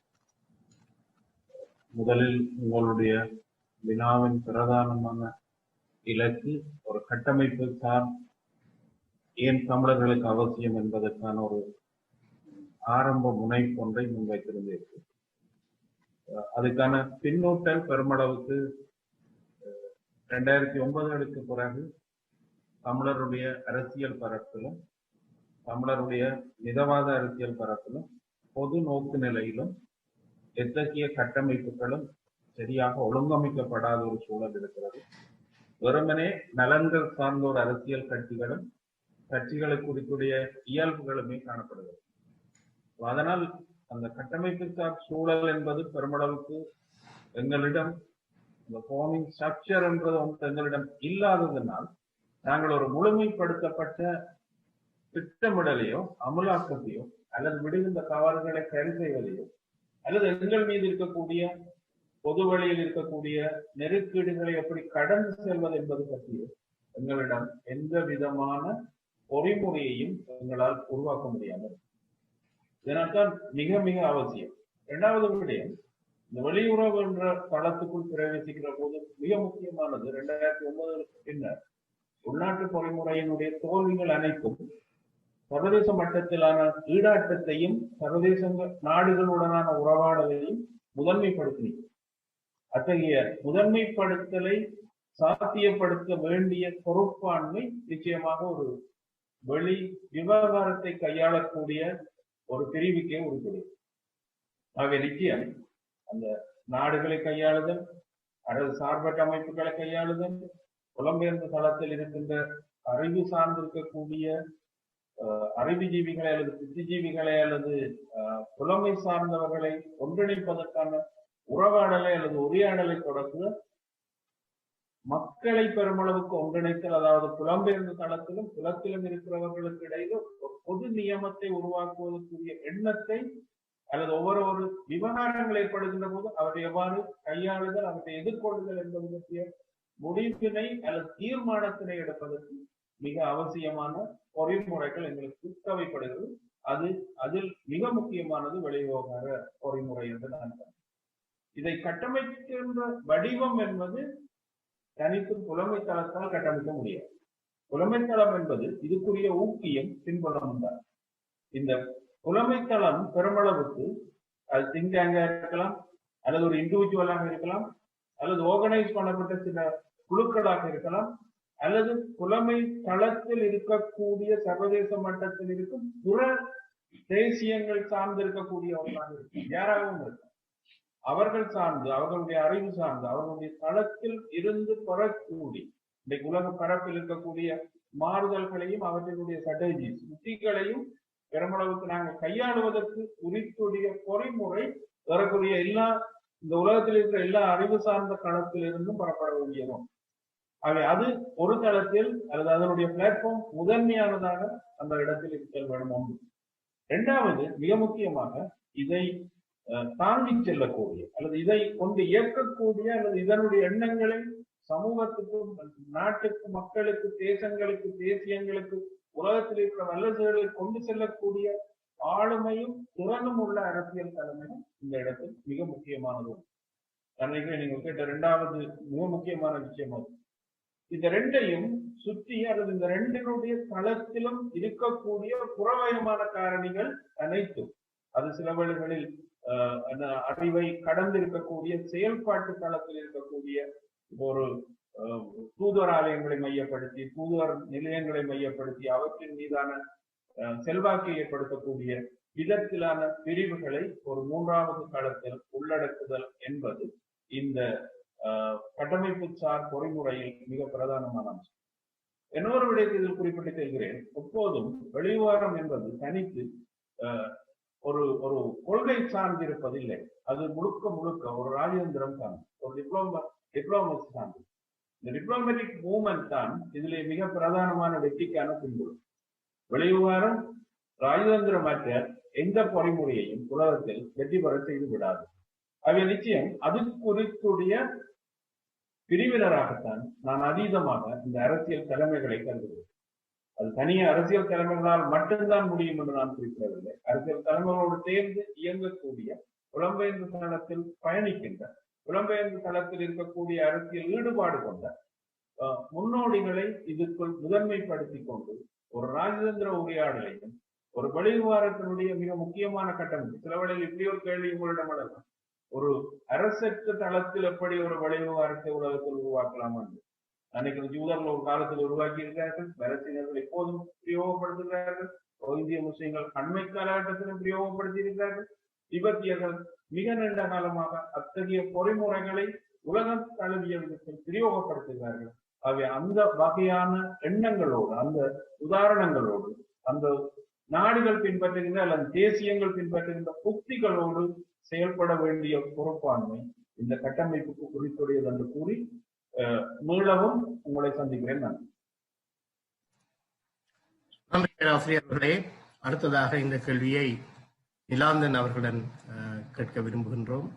மீண்டும் கேள்வியை கூறுகின்றேன். What do we mean by policy-based structures, especially on foreign policy? Any examples from history? Define the components. வணக்கம், பொங்கல் வாழ்த்துக்கள். தமிழ் மக்களை பொறுத்தவரையிலும் கொள்கை, அதாவது வெளிவிவகார கொள்கை என்பது நேஷன் பில்டிங் தான். தேச நிர்மாணம் என்பதன் அடிப்படையில் தான் தமிழ் மக்கள் ஒரு வெளிவிவகார கொள்கையை கட்டியெழுப்பலாம். கடந்த 10 ஆண்டுகளாக நாங்கள் நேஷன் பில்டிங்கில் குறிப்பிடத்தக்க அளவுக்கு முன்னேற தவறி இருக்கிறோம். இந்த அடிப்படையில் எங்களுக்கு இப்பொழுது அவசியமாக தேவைப்படுவது நேஷன் பில்டிங்குக்கான ஒரு ஃபாரின் பாலிசி. நாங்கள் ஒரு தேசம் என்று கூறுகிறோம், ஆனால் அது ஒரு அருவமான பதமாக மாறி வருகிறது, அப்டிராக்டாக மாறி வருகிறது. அது ஒரு தூலமான பதமாக எங்கள் மத்தியில் இல்லை. நாங்கள் சிதறடிக்கப்பட்டிருக்கும் ஒரு மக்கள். எமது சனத்தொகையில் கிட்டத்தட்ட 1/3 பகுதி புலம்பெயர்ந்து விட்டது. உள்நாட்டிலும் கடந்த 10 ஆண்டுகளாக அரசியல் நீக்கம் செய்யப்படுகிறது. இவ்வாறானது ஒரு பின்னணிக்குள் நாங்கள் நேஷன் பில்டிங், அதாவது தேச நிர்மாணம் என்பதன் அடிப்படையில் தான் ஒரு ஃபாரின் பாலிசியை உருவாக்க வேண்டும். நமக்கு ஃபாரின் பாலிசிக்கான கொள்கை என்பது இப்பொழுது நேஷன் பில்டிங் தான். ஒரு அரசு தரப்பாகிய நாங்கள் நேஷன் பில்டிங் என்பதன் அடிப்படையில் சிந்திக்க வேண்டும். நேஷன் பில்டிங் என்பது பில்டிங் என்று பார்த்தால் கட்டுமான துறையைச் சேர்ந்தவர்கள் சொல்வார்கள், முதல் ஸ்ட்ரக்சர் இருக்கும், ஒரு ஸ்ட்ரக்சரல் வரைவு இருக்கும். ஆம், எல்லாத்துக்கும் ஒரு ஸ்ட்ரக்சர் வேணும். நாங்கள் தேசமாக வாழ்கிறோம் என்று சொல்கிறோம், அது அதிகம் சப்ஜெக்டிவாக இருக்கிறது, அது ஒரு மானசீகமான கருத்தாக இருக்கிறது, அது ஒரு கூட்டு உளவியலாக இருக்கிறதே தவிர அது ஒரு தூலமான பொருளாக இருக்கிறதா என்று பார்த்தால் இன்றைக்கு வடக்கு கிழக்கு இணைப்பு என்பதே அதிகம் சோதனைக்குள்ளாகும் ஒரு காலம். எப்படி பார்த்தால் நாங்கள் ஸ்ட்ரக்சருக்குள்ளால ஒன்றையும் சிந்திக்கிறோம் இல்லை. உண்மையில நிர்மாணம் என்பது ஸ்ட்ரக்சரோடு தொடர்புடையது. எங்களுக்கு எல்லாத்துக்குமே ஸ்ட்ரக்சர் வேணும். அந்த அடிப்படையில் வெளிவிவகாரத்துக்கும் ஒரு ஸ்ட்ரக்சர் வேணும். ஆனால் எங்கள் கட்சிகளிடமோ அல்லது செயற்பாட்டாளர்களிடமோ அப்படிப்பட்ட ஸ்ட்ரக்சர்ஸ் இருக்கிறதாக தெரியவில்லை. அவ்வப்போது தேவைகளுக்கு ஏற்ப நாங்கள் சில குழுக்களை உருவாக்கி இருந்தாலும் கூட அதுக்குரிய நிபுணத்துவ அறிவுடைய ஸ்ட்ரக்சர் எங்களிடம் கிடையாது. இந்த அடிப்படையில் ஒரு தேச நிர்மாணம் என்பதன் அடிப்படையில் தான் தமிழ் மக்கள் ஒரு வெளிவிவகார கொள்கை குழுவை உருவாக்க வேண்டும்.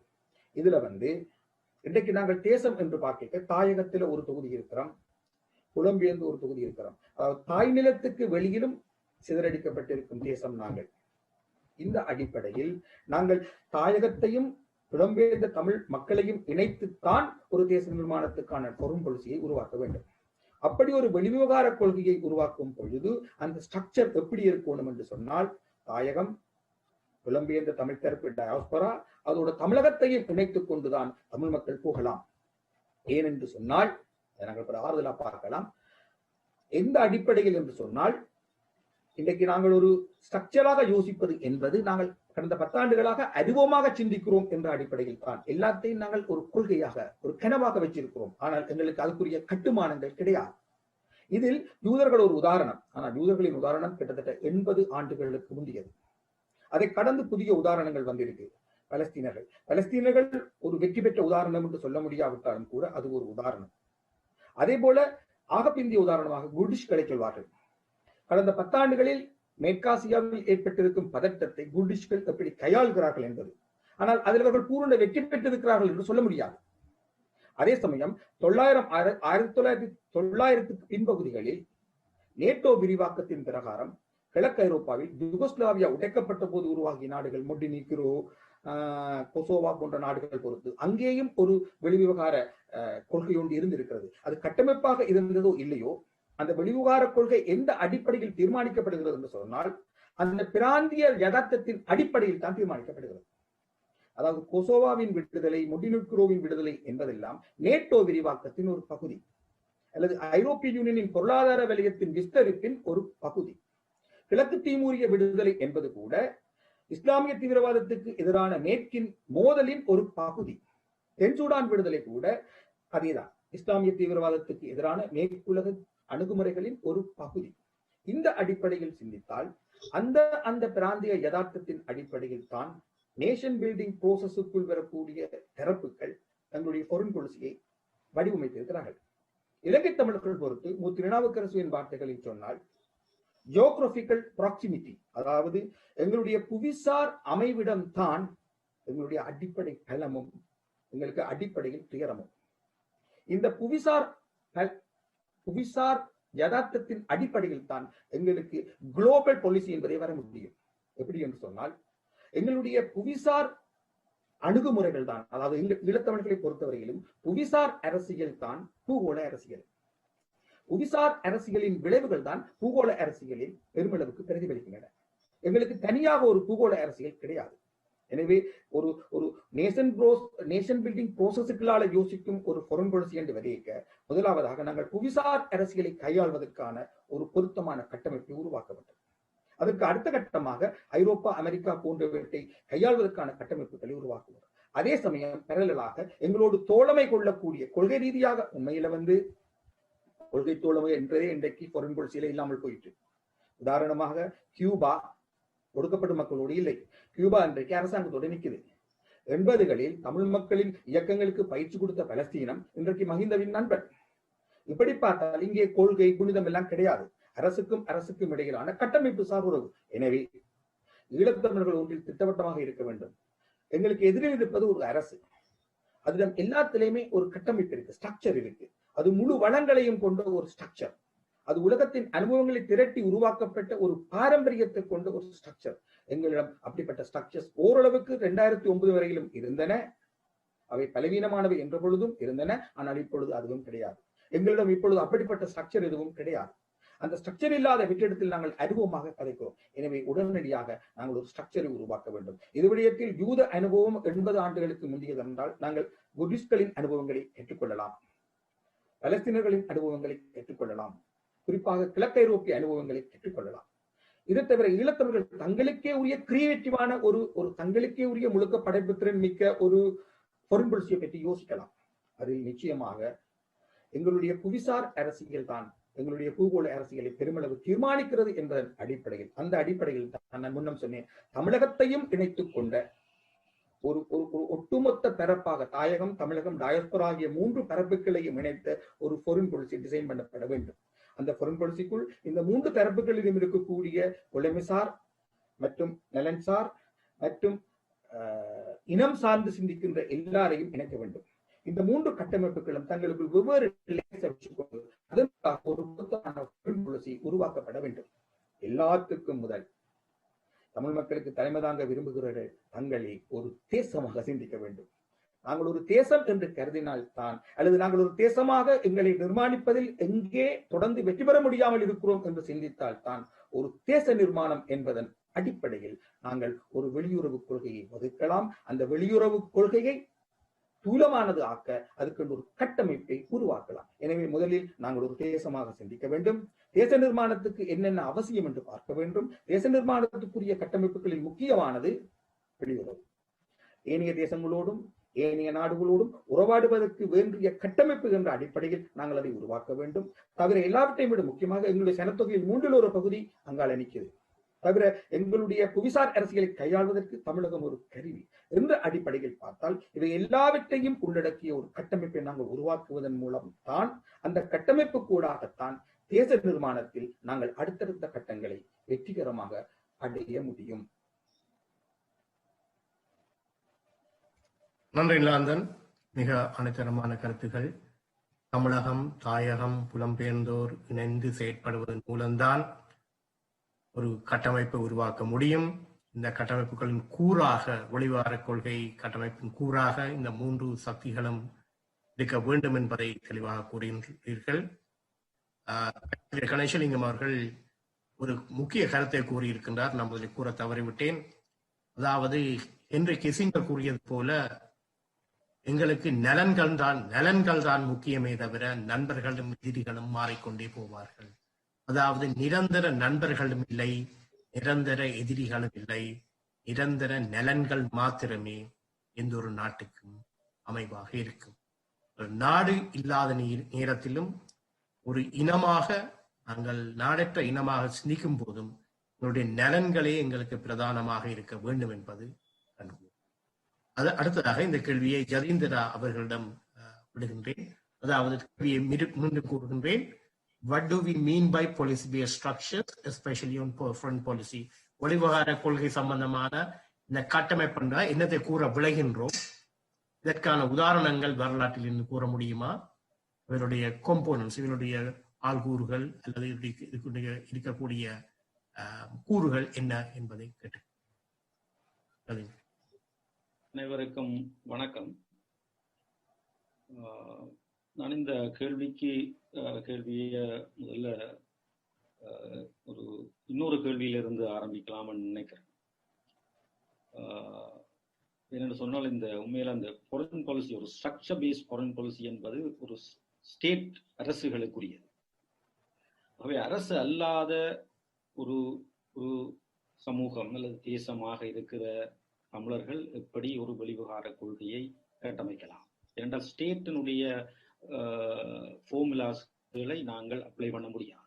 எங்களுக்கு ஆல்டர்னேட்டிவ் ஒரு மாற்று அணுகுமுறை, அதாவது நான் ஸ்டேட் ஆக்டர் என்ற அடிப்படையில் எங்களுக்கு ஒரு மாற்று அணுகுமுறை தேவை. என்றால் இந்த ஸ்ட்ரக்சர் பேஸ்ட் ஃபாரின் பாலிசி என்பது ஸ்டேட்டுக்குரியது, அரசுக்குரியது. அரசு அதுக்கான கட்டமைப்புகளை கொண்டிருக்கு.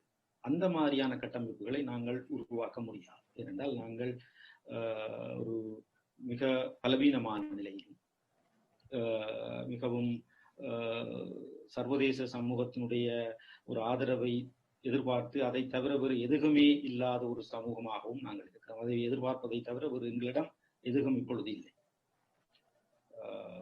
அவ்வாறான ஒரு நிலையில் இருக்கிற நாங்கள் எவ்வாறு இந்த வெளிவிவகார அணுகுமுறைகளை கையாள்வதற்கான கட்டமைப்புகளை உருவாக்கி கொள்ள முடியும்? அந்த அடிப்படையில் பார்த்தால், முதலாவது எங்களுக்கு ஏன் ஒரு வெளிவிவகார அணுகுமுறை அல்லது கொள்கை தேவை என்று நாங்கள் கருதுகிறோம். என்னத்துக்கு எங்களுக்கு தேவை? அவை எங்களுக்கு மிக தெளிவாக ஒரு விஷயம் தெரியுது. நாங்கள் ஸ்ரீலங்கா அரசாங்கத்தை எதிர்கொள்வதில் கடந்த 70 வருட காலமாக ராஜதந்திர ரீதியாக படு மோசமான தோல்விகளை சந்தித்து வருகிற ஒரு இனம். ஆகவே அதை வெற்றி கொள்வதற்குத்தான் எங்களுக்கு ஒரு வெளிவிவகார அணுகுமுறை தேவை. இல்லை என்றால் எங்களுக்கு வெளிவிவகார அணுகுமுறை தேவையில்லை.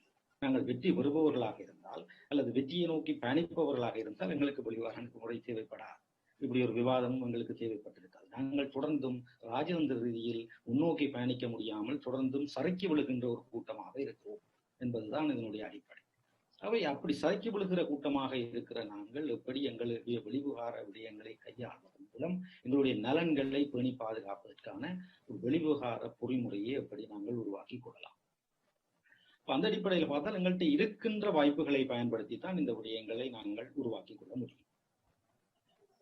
எங்களிடம் இருக்கிற விஷயங்கள் என்று பார்த்தால் நாங்கள் எங்களிடம் ஒரு அரசியல் தலைமை என்று சொல்லக்கூடிய அளவிற்கு வடகிழக்கை பிரதித்துவப்படுத்துவதாக சொல்லப்படுகிற தலைமை என்றும் சொல்ல முடியாத தலைமைகள் இருக்கின்றன. அதே போன்று புலம்பெயர்ந்த ஒரு சமூகம் சர்வதேச அரங்குகளை நேரடியாக எதிர்கொள்ளக்கூடிய வாய்ப்புகளை கொண்டிருக்கிற ஒரு சமூகமாக புலம்பெயர் சமூகம் இருக்கிறது. இது ரெண்டும் தான் எங்களிடம் இருக்கிறது. இந்த ரெண்டையும் அடிப்படையாக கொண்டுதான் நாங்கள் சிந்திக்க முடியும். மற்றவைகள் எல்லாம் இந்த ரெண்டையும் அடிப்படையாக கொண்டு நாங்கள் மேற்கொள்ள போகின்ற நடவடிக்கைகளுக்கு பக்கத்துணைகளாக எடுத்துக்கொள்ளக்கூடிய விடயங்கள் தான். இதுதான் எங்களுடைய ஃபவுண்டேஷன். இந்த நாங்கள் எங்களுடைய காலில் நின்று கொண்டுதான் எந்த ஒரு தரப்பை பற்றியும் யோசிக்கலாம், மற்றவருடைய உதவிகளை எப்படி எடுக்கலாம், இதில் எங்களுடைய காலில் நிற்பதற்கான ஒரு பொறிமுறையை எப்படி உருவாக்கலாம் என்று பார்த்தால், வெளிவிவகார அணுகுமுறையை கையாள்வதற்கு முதலில் அரசியல் தலைமைகள் என்று சொல்லப்படுபவர்கள் அந்த தலைவர்கள் என்று சொல்லப்படுபவர்களின் அவர்களிடம் இருக்கின்ற அந்த கட்சி கட்டமைப்புகளை எல்லாம் ஒன்றுபடுத்தி அதற்குள் ஒரு குழுவை, ஒரு வெளிவிவகார விடயங்களை கையாள்வதற்கான பிரத்யேக குழு ஒன்றை உருவாக்கலாம். அந்த குழு இந்த வெளிவிவகார விடயங்களை, குறிப்பாக இந்த இலங்கையை மையப்படுத்தி இடம்பெறுகின்ற விடயங்களை ஆய்வுக்குட்படுத்தி இந்த விடயங்களை எப்படி கையாளலாம் என்பது தொடர்பாக ஒரு கிரமமாக பணியாற்றுகின்ற குழுவாக இருக்க வேண்டும். வெறுமனே ஒரு நாடாளுமன்றத்தில் உரையாற்றுகின்ற அடிப்படையில் இந்த வெளிவிவகார விடயங்களை கையாள முடியாது. சில இன்டர்நேஷனல் ரிலேஷன்ஸை பற்றி நாடாளுமன்றத்தில் பேசி பிரயோஜனம். ஆகவே இதை தொடர்ச்சியாக கிரமமாக கையாள்வதற்கான ஒரு கூட்டு உழைப்பு மிக்க ஒரு அரசியல் தலைவர்களை கொண்டு ஒரு முதலாவது ஒரு பொறிமுறை இதற்கு தேவை. இரண்டாவது, இந்த அரசியல் தலைவர்கள் என்று சொல்லப்படுகிறவர்களுக்கெல்லாம் ஒரு இன்டர்நேஷனல் ரிலேஷன்ஸ் அல்லது இன்டர்நேஷனல் பொலிட்டிக்ஸ் பற்றி ஒரு ஆழமான புரிதல் உள்ள ஆட்கள் இவர்கள் கிடையாது. இவர்களிடம் என்னுடைய அனுபவத்தில் இவர்களிடம் அது சம்பந்தமான ஆழமான பார்வைகள் யாரிடம் இருப்பதாக நான் இதுவரை காணேன். இவர்களுக்கு ஆலோசனைகளை வழங்கக்கூடிய, அறிவுரைகளை வழங்குகின்ற ஒரு புலமை சார்ந்த ஒரு குழு, ஒரு கட்டமைப்பு சார்ந்த குழு ஒன்று தேவை. அது திங்க் டேங்க்ஸ்களை அடிப்படையாக கொண்டதாக நாங்கள் அதை உருவாக்கலாம், அல்லது ஆங்காங்கே சிதறி இருக்கின்ற புலம்பெயர் சூழலில் இருக்கின்ற, தாயகத்தில் இருக்கின்ற பல்வேறு சிதறி இருக்கின்ற புலமையாளர்களை ஒன்றிணைத்து ஒரு குழுவை உருவாக்கலாம். இந்த குழு பல்வேறு விடயங்களையும் ஆய்வுக்குட்படுத்தி ஆராய்ந்து இந்த விடயங்களை எந்தெந்த அடிப்படையில் அரசியல் தலைவர்கள் கையாளலாம் என்று இவர்களுக்கு ஒரு வகையில் இந்த விஷயங்களை பற்றி ஒரு தெளிவுபடுத்துகின்ற, இவர்களுக்கு இந்த விடயங்களை கற்றுக் கொடுக்கின்ற, அல்லது என்னென்ன முடிவுகளை எந்தெந்த காலகட்டத்தில் எடுக்கலாம் என்ற அடிப்படையில் இவர்களுக்கு ஒரு ஆலோசனை வழங்குகின்ற ஒரு தளமாக அது இருக்கலாம். இன்றைய சூழலில் இந்த வெளிவிவகார விடயங்களை கையாள்வதற்கு நாங்கள் ஒரு கட்டமைப்பு சார்ந்த விடயங்களை கையாள முடியுமாக இருந்தால், அல்லது ஒரு பொறிமுறையை உருவாக்க முடியுமாக இருந்தால் இந்த அடிப்படையில் தான் உருவாக்க முடியும். இதற்கு வெளியில் வேறு ஒரு கட்டமைப்புகளை உருவாக்குவதற்கு எங்களுக்கு சாத்தியம் இல்லை. என்றால் எங்களிடம் இவ்வளவுதான் இருக்கிற விஷயத்தை கொண்டு எப்படி இந்த விஷயத்தை கையாளலாம் என்ற அடிப்படையில தான் நான் சொல்றேன். ஏனென்றால் இந்த உண்மையில் இந்த வெளிவிவகார கொள்கைகளை கையாளுவது என்பது உண்மையில் ஒரு புலமை தளத்தில் கூட எங்களிடம் பாரிய வறுமை இருக்கிறது. என்றால் சாதாரணமாக, குறிப்பாக இந்த ஃபாரின் பாலிசி ரிசர்ச்சில் ஈடுபடுறார்கள் எல்லாம் சாதாரணமாக குறைஞ்சது 20 வருடங்கள் தங்களுடைய வாழ்நாளை அந்த குறிப்பிட்ட துறையில் செலவழித்து அதில் மிகவும் நிபுணத்துவம் பெற்றவர்கள் தான் இந்த துறைகளில் இருப்பார்கள். சாதாரணமாக இவர்கள் அல்ல இந்த துறைகளில் இருப்பவர்கள். இப்ப நீங்கள் ஸ்டேட் எடுத்தீங்கன்னா ஸ்டேட்ல இருப்பவர்கள் எல்லாம் அந்த அடிப்படையை கொண்டவர்கள் தான் இருக்கிறார்கள். அவர்கள் ஒரு குறிப்பாக இந்தியானால் இந்தியாவை மட்டும் பிரத்யேகமாக கையாள்வதற்கு என்ன விடயங்களை ஒரு அரசு கையாள வேண்டும், எப்படியான சூழ்நிலையில் என்னென்ன விஷயங்களை செய்ய வேண்டும் என்று ஆய்வுகளை செய்து அவர்களுக்கு அரசுக்கு வழிநடத்துவதற்கென்று அவர்கள் குழுக்களை வைத்திருக்கிறார்கள். ஒவ்வொரு நாடுகளை பற்றியும் பிரத்யேக ஆய்வுகளை செய்வதற்கும் முழு நேரமாக அதற்கு பணியாற்றுவதற்கும் அரசு ஆட்களை கொண்டிருக்கும், அல்லது தன்னுடைய பணபலத்தை கொண்டு ஆட்களை அது காயப்படும் வெளியிடங்களில் இருந்து. எங்களை பொறுத்தவரையில் அந்த மாதிரியான இந்த வாய்ப்புகளையும் நாங்கள் கொண்டிருக்கவில்லை. கடந்த 11 வருடங்களாக, அதற்கு முற்பட்ட விடயங்களை இங்கே பேசுவதில் பயனில்லை. கடந்த 11 வருடங்களாக நாங்கள் பல்வேறு விஷயங்களை கையாளுகிறோம் என்று சொன்னாலும் எங்களிடம் எதையும் கையாள்வதற்கு சரியான ஒரு பொறிமுறை இதுவரை நாங்கள் உருவாக்கவில்லை. ஏனென்றால் ஒரு ஒரு ஒரு ஒரு ஒரு ஒரு அடியை நாங்கள் எடுத்து வைக்கவில்லை. விடயங்கள் நாங்கள் கையாளுவோம் என்று பேசிக் கொண்டிருக்கிறோமே தவிர ஒரு அடியை எடுத்து வைக்க வேண்டிய தேவை இருக்கிறது. அந்த அடியை எப்படி எடுத்து வைக்கலாம் என்றால் இப்படித்தான் எடுத்து வைக்கலாம். இன்றைக்கு இருக்கிற சூழலில் எங்களிடம் இருக்கின்ற வளங்கள், எங்களிடம் இருக்கின்ற வசதிகள், எங்களிடம் இருக்கின்ற வாய்ப்புகளை கொண்டு இந்த பொறிமுறையை இந்த அடிப்படையில் உருவாக்கலாம். முதலில் இந்த அரசியல் கட்டமைப்புகளில் இருப்பவர்களை கொண்டு ஒரு குழுவை உருவாக்குவது, இந்த விடயங்களை பிரத்யேகமாக கையாளுவது தொடர்பாக. இரண்டாவது, இவர்களுக்கு ஆலோசனை வழங்குவதற்கு ஏற்ற வகையில் இந்த புலமை தளத்தில் ஒரு குழுவை உருவாக்குவோம். அதே நேரம் நாங்கள் இன்னொரு விடயத்தையும் இங்கே கவனத்தில் கொள்ள வேண்டி இருக்கிறது. நான் ஏற்கனவே ஏன் எங்களுக்கு ஒரு வெளிவிவகார கொள்கை தேவை என்பதில் என்னை பொறுத்தவரையில் ஸ்ரீலங்காவினுடைய வெளிவிவகார அணுகுமுறைகளை எதிர்கொள்வதற்கும் அதை எதிர்கொள்வதற்கும் அல்லது வெற்றி கொள்வதற்கும் அல்லது முறியடிப்பதற்கும் தான் எங்களுக்கு ஒரு வெளிவிவகார அணுகுமுறை தேவை. ஸ்ரீலங்கா கைக்கொள்ளுகின்ற ஒரு வெளிவிவகார அணுகுமுறையை நாங்களும் கைக்கொள்வதன் மூலம் அப்படி ஒரு தடையை அல்லது அப்படி ஒரு முறியடிப்பை எங்களால் செய்ய முடியாது. என்றால் இப்ப ஸ்ரீலங்காவை பொறுத்தவரையில் அவர்களிடம் ஒரு கடந்த இலங்கை சுதந்திரமடைந்ததாக சொல்லப்படுகின்ற காலத்திலிருந்து அவருடைய வெளிவிவகார அணுகுமுறையை பார்த்தால் ஆரம்பத்தில் ஒரு நான் அலைன்மெண்ட் என்ற அடிப்படையில் அவர்களுடைய ப்ரோ வெஸ்ட் அல்லது நான் அலைன்மெண்ட் என்ற அடிப்படையில் தான் இந்த மாறி மாறி இலங்கை ஆட்சி செய்த கட்சிகளுடைய வெளிவிவகார அணுகுமுறை இருந்தது. பண்டாரநாயக்கா அவனுடைய வார்த்தையில் பிலோசபி ஆஃப் நியூட்ரலிசம் என்று அவர் சொன்னார். டிஎஸ் நாயக்கா ஒரு ப்ரோ வெஸ்ட் என்ற அடிப்படையில் இந்த வெளிவிவகார கொள்கையை வடிவமைத்தார். இந்த இன்றைக்கு கோட்டாபய ராஜபக்ச சொல்லுகிற நியூட்ரல் ஃபாரின் பாலிசி என்பது உண்மையில் பண்டாரநாயக்காவுடைய இருந்து கடன் எடுத்துக்கொண்டபடி பிலோசபி ஆஃப் நியூட்ரலிசம். இந்த அடிப்படையிலாகவே ஸ்ரீலங்கா இப்பொழுது வைத்திருக்காது. நியூட்ரலாக இருக்கிறதா என்பது வேறு விவாதத்துக்குரிய விஷயம். அது நியூட்ரல் அல்ல என்று இப்பொழுது பல்வேறு உரையாடல்கள் நடைபெறுகின்றன. ப்ரோ சைனா என்பது அதனுடைய நியூட்ரலிட்டியை பாதிக்கிறது என்ற அடிப்படையில் விவாதங்கள் இடம்பெறுகின்றன. ஆகவே இந்த அடிப்படையில் இந்த ஸ்ரீலங்காவை எதிர்கொள்வது என்ற அடிப்படையில் நாங்கள் ஒரு வெளிவிவகார அணுகுமுறையை கையாள்வதாக இருந்தால் நாங்கள் இவ்வாறான நான் ஏற்கனவே சொன்ன இந்த உருவாக்க போகின்ற இந்த கட்டமைப்புகளுக்கு இந்த எவ்வாறான ஒரு வெளிவிவகார அணுகுமுறையை நாங்கள் கைக்கொள்ள போறோம். எங்களுடைய policy stand one foreign policy என்பது என்ன என்பதில் நாங்கள் தெளிவாக இருக்க வேண்டும். அந்த அடிப்படையில் தான் உண்மையில் கட்டமைப்பு ஒரு தெளிவில்லாமல் கட்டமைப்பை உருவாக்க முடியாது. முதலில் ஃபாரின் பாலிசி என்று நாங்கள் எதை வரையறுக்க விரும்புகிறோம் என்பது முக்கியம். அந்த அடிப்படையில் தான் கட்டமைப்பை உருவாக்க முடியும். ஸ்ரீலங்காவை எதிர்கொள்வதற்கு ஒரு வெளிவிவகார அணுகுமுறை கட்டமைப்பு எங்களுக்கு தேவை என்றால் அந்த வெளிவிவகார அணுகுமுறை எங்களுடைய வெளிவிவகார அணுகுமுறை என்ன என்பதை நாங்கள் தெளிவாக வரையறை செய்தால்தான் கட்டமைப்பை உருவாக்குறதை பற்றி யோசிக்கலாம். என்றால் எங்களிடம் ஒரு தெளிவான புரிதல் வரையறை அது இல்லை என்றால் கட்டமைப்பை உருவாக்குவதில் பயனில்லை. ஆகவே வெளிவிவகார கொள்கை வெளிவிவகார அணுகுமுறை என்று நாங்கள் எதை வகுத்துக் கொள்ள போகின்றோம் என்பதை பற்றி நாங்கள் விரிவாக உரையாட வேண்டியிருக்கிறது. அப்பொழுதுதான் இந்த கட்டமைப்பை நாங்கள் உருவாக்க முடியும். முதல் கட்டமைப்புக்கு முன்னர் வீட்டு வேலைகளை நாங்கள் செய்ய வேண்டியிருக்கிறது. இந்த வரையறை எந்த வரையறையின் அடிப்படையில் இந்த வெளிவிவகார அணுகுமுறைகளை நாங்கள் கையாள போகின்றோம் என்பதை நாங்கள் வரையறை செய்து கொள்ள வேண்டிய தேவை இருக்கிறது. அந்த அடிப்படையில் தான் இந்த விடயங்களை கையாள முடியும். உண்மையில் இன்னொரு வகையில் சொல்ல போனால் உண்மையில் இந்த வெளிவிவகார விடயம் ஒரு பேலன்ஸ் ஆஃப் டுமாரோ என்பதுதான் என்னுடைய அடிப்படை. எங்களுக்கான நாளையை எப்படி நாங்கள் சமநிலைப்படுத்திக் கொள்ள போகின்றோம். எங்களுடைய இன்று எங்களுக்கு தெரிகிறது, எங்களுடைய நாளை என்ன என்பதுதான் இப்பொழுது கேள்வி. ஏனென்றால் இந்த வடகிழக்கு ஒரு பெர்மனன்ட் எமர்ஜென்சியில தான் இருக்க போகும். அதை நாங்கள் தெளிவாக குறிச்சு கொள்ள வேண்டும். அப்படி ஒரு சூழலில் நாங்கள் ஒரு வெளிவிவகார கொள்கையை கையாளுவதாயின் எப்படியான அணுகுமுறைகள், இது ஒரு பெர்மனன்ட் எமர்ஜென்சி சிச்சுவேஷன்ல தான் இப்ப இருக்குது. இனியும் அப்படித்தான் இருக்க போது, நேற்றும் அப்படித்தான் இருந்தது. இது ஒரு வகையான நெருக்கடிக்குள் வைத்துக் கொண்டு இந்த தேச கான்செப்டையே நிரந்தரமாக இல்லாமலாக்குவதுதான் ஸ்ரீலங்காவினுடைய நிகழ்ச்சி. மிக தெளிவாக அது ஒரு லாங் டேர்ம் பிளானாக அவரிடம் இருக்கிறது. இதை பெர்மனன்ட் எமர்ஜென்சிக்குள் வைத்திருந்தால் தான் அதை வெற்றிகரமாக இன்னொரு 20 வருஷத்தில் செய்து முடிக்கலாம், செய்து முடிப்பார்கள். அவர்கள் இப்பொழுது நகருகின்ற அடிப்படையில் நகர்ந்து கொண்டிருக்கிறார். ஆகவே இவற்றை கருத்தில் கொண்டு ஒரு வெளிவிவகார அணுகுமுறை எங்களுக்கு தேவை. முதலில் எங்களை தற்பாதுகாப்பதற்கு அந்த வெளிவிவகார அணுகுமுறை எங்களுக்கு பயன்பட வேண்டும். எங்களை இருக்கின்றதை பாதுகாப்பதற்கு அந்த வெளிவிவகார அணுகுமுறை பயன்படுத்தும். இருப்பதையும் கொடுத்துவிட்டு ஒரு ஐடியாலஜி பேசுவது, தத்துவங்கள் பேசுவதற்கு எங்களுக்கு வெளிவிவகார அணுகுமுறை தேவையில்லை. பிராக்டிக்கலாக இந்த விடயங்களை கையாள்வதற்கு தேவைப்பட்டால் பிசாசுகளுடனும் பணியாற்றுவதற்கு எங்களுக்கு ஒரு வெளிவிவகார அணுகுமுறை தேவை என்பதுதான் என்னுடைய கருத்து. அந்த அடிப்படையில் இந்த பொறிமுறைகளை உருவாக்குவது தொடர்பில் நாங்கள் விரிவாக உரையாட வேண்டும். நன்றி. நன்றி அதி. மிக ஆணித்தனமாக உங்களுடைய தற்கால நிலைமையை அதனுடைய தேவையான அதிலிருந்து பெறப்படக்கூடிய கூறுகளிலிருந்து உருவாக்கப்படக்கூடிய கொள்கை சார்ந்து கூறியுள்ளீர்கள்.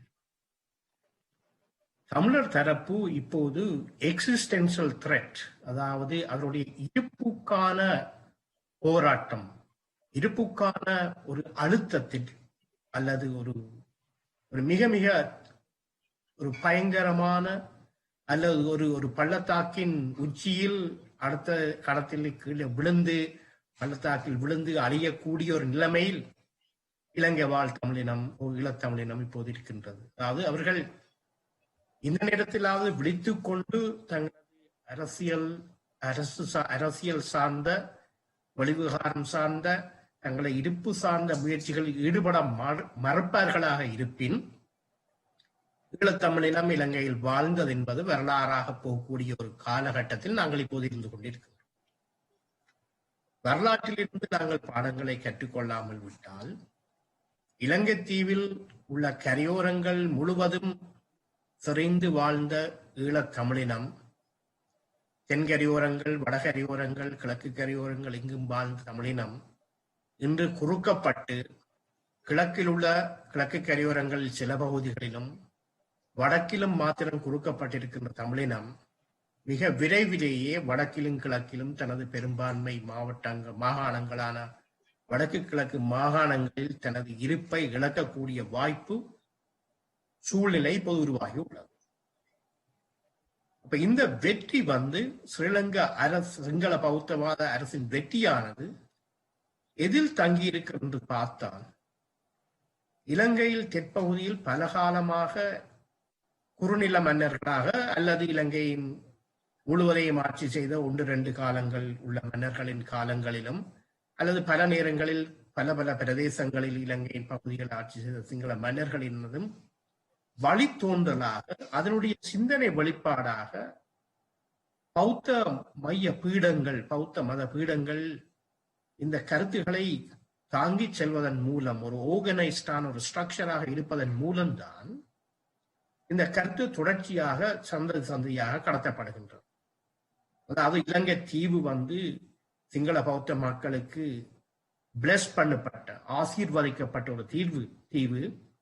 இதில் சிங்கள பௌத்த மக்கள் மாத்திரமே பிரதான குடிமக்களாக இருக்க வேண்டும். இந்த தீவு சிங்கள பௌத்த மக்களுக்கு மட்டுமே சொந்தம் என்ற கருவூலம் தொடர்ச்சியாக கடத்தப்பட்டு கொண்டதன் மூலமும் இந்தியாவிலிருந்து தொடர்ச்சியாக தென்னிந்தியாவிலிருந்து வந்த படையெடுப்புகளின் எதிர்ப்பதற்கு சிங்கள பௌத்தவாதம் செலவழித்த சக்திகளின் மூலமும் இந்திய எதிர்ப்பு வாதமும் இந்த சிங்கள பௌத்த வாதத்தின் முக்கிய கூறாக உள்ளது. அதாவது இலங்கை தீவு தனித்து இருப்பது தன்னுடைய இறைமையை காப்பாற்றுவதற்கு இந்திய எதிர்ப்பு வாதம் முக்கியமானதாக அவருடைய வெளிவிவகார கொள்கையில் தொடர்ச்சியாக உள்ளது.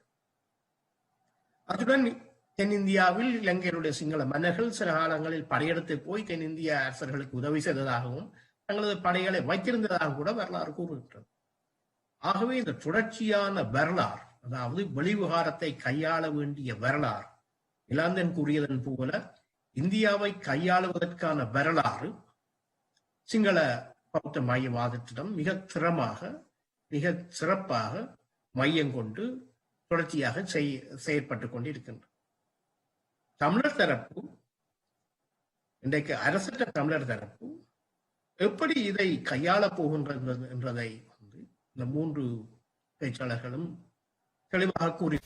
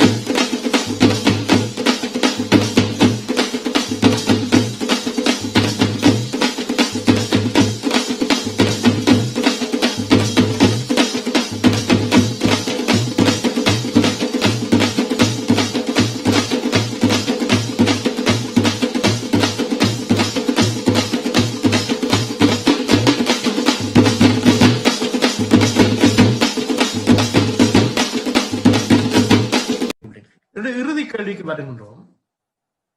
எனவே நாங்கள் 3 பேச்சாளர்களும் ஓரளவு கொடிகாட்டியுள்ளார்கள். அதாவது இதுல ஆறாறு இந்த கட்டமைப்பு சார் முயற்சிகளில் ஈடுபட வேணும் என்றது ஏற்கனவே ஓரளவு குறிக்கப்பட்டுள்ளது.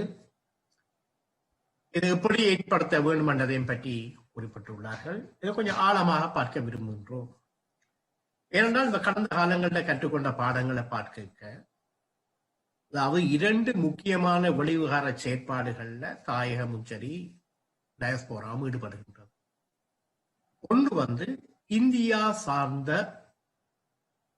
இலங்கை தமிழ் மக்களுக்கும் இந்தியாவுக்கும் இடையான உறவாடல்கள் சம்பந்தமான வெளிவிகார செயற்பாடுகள்.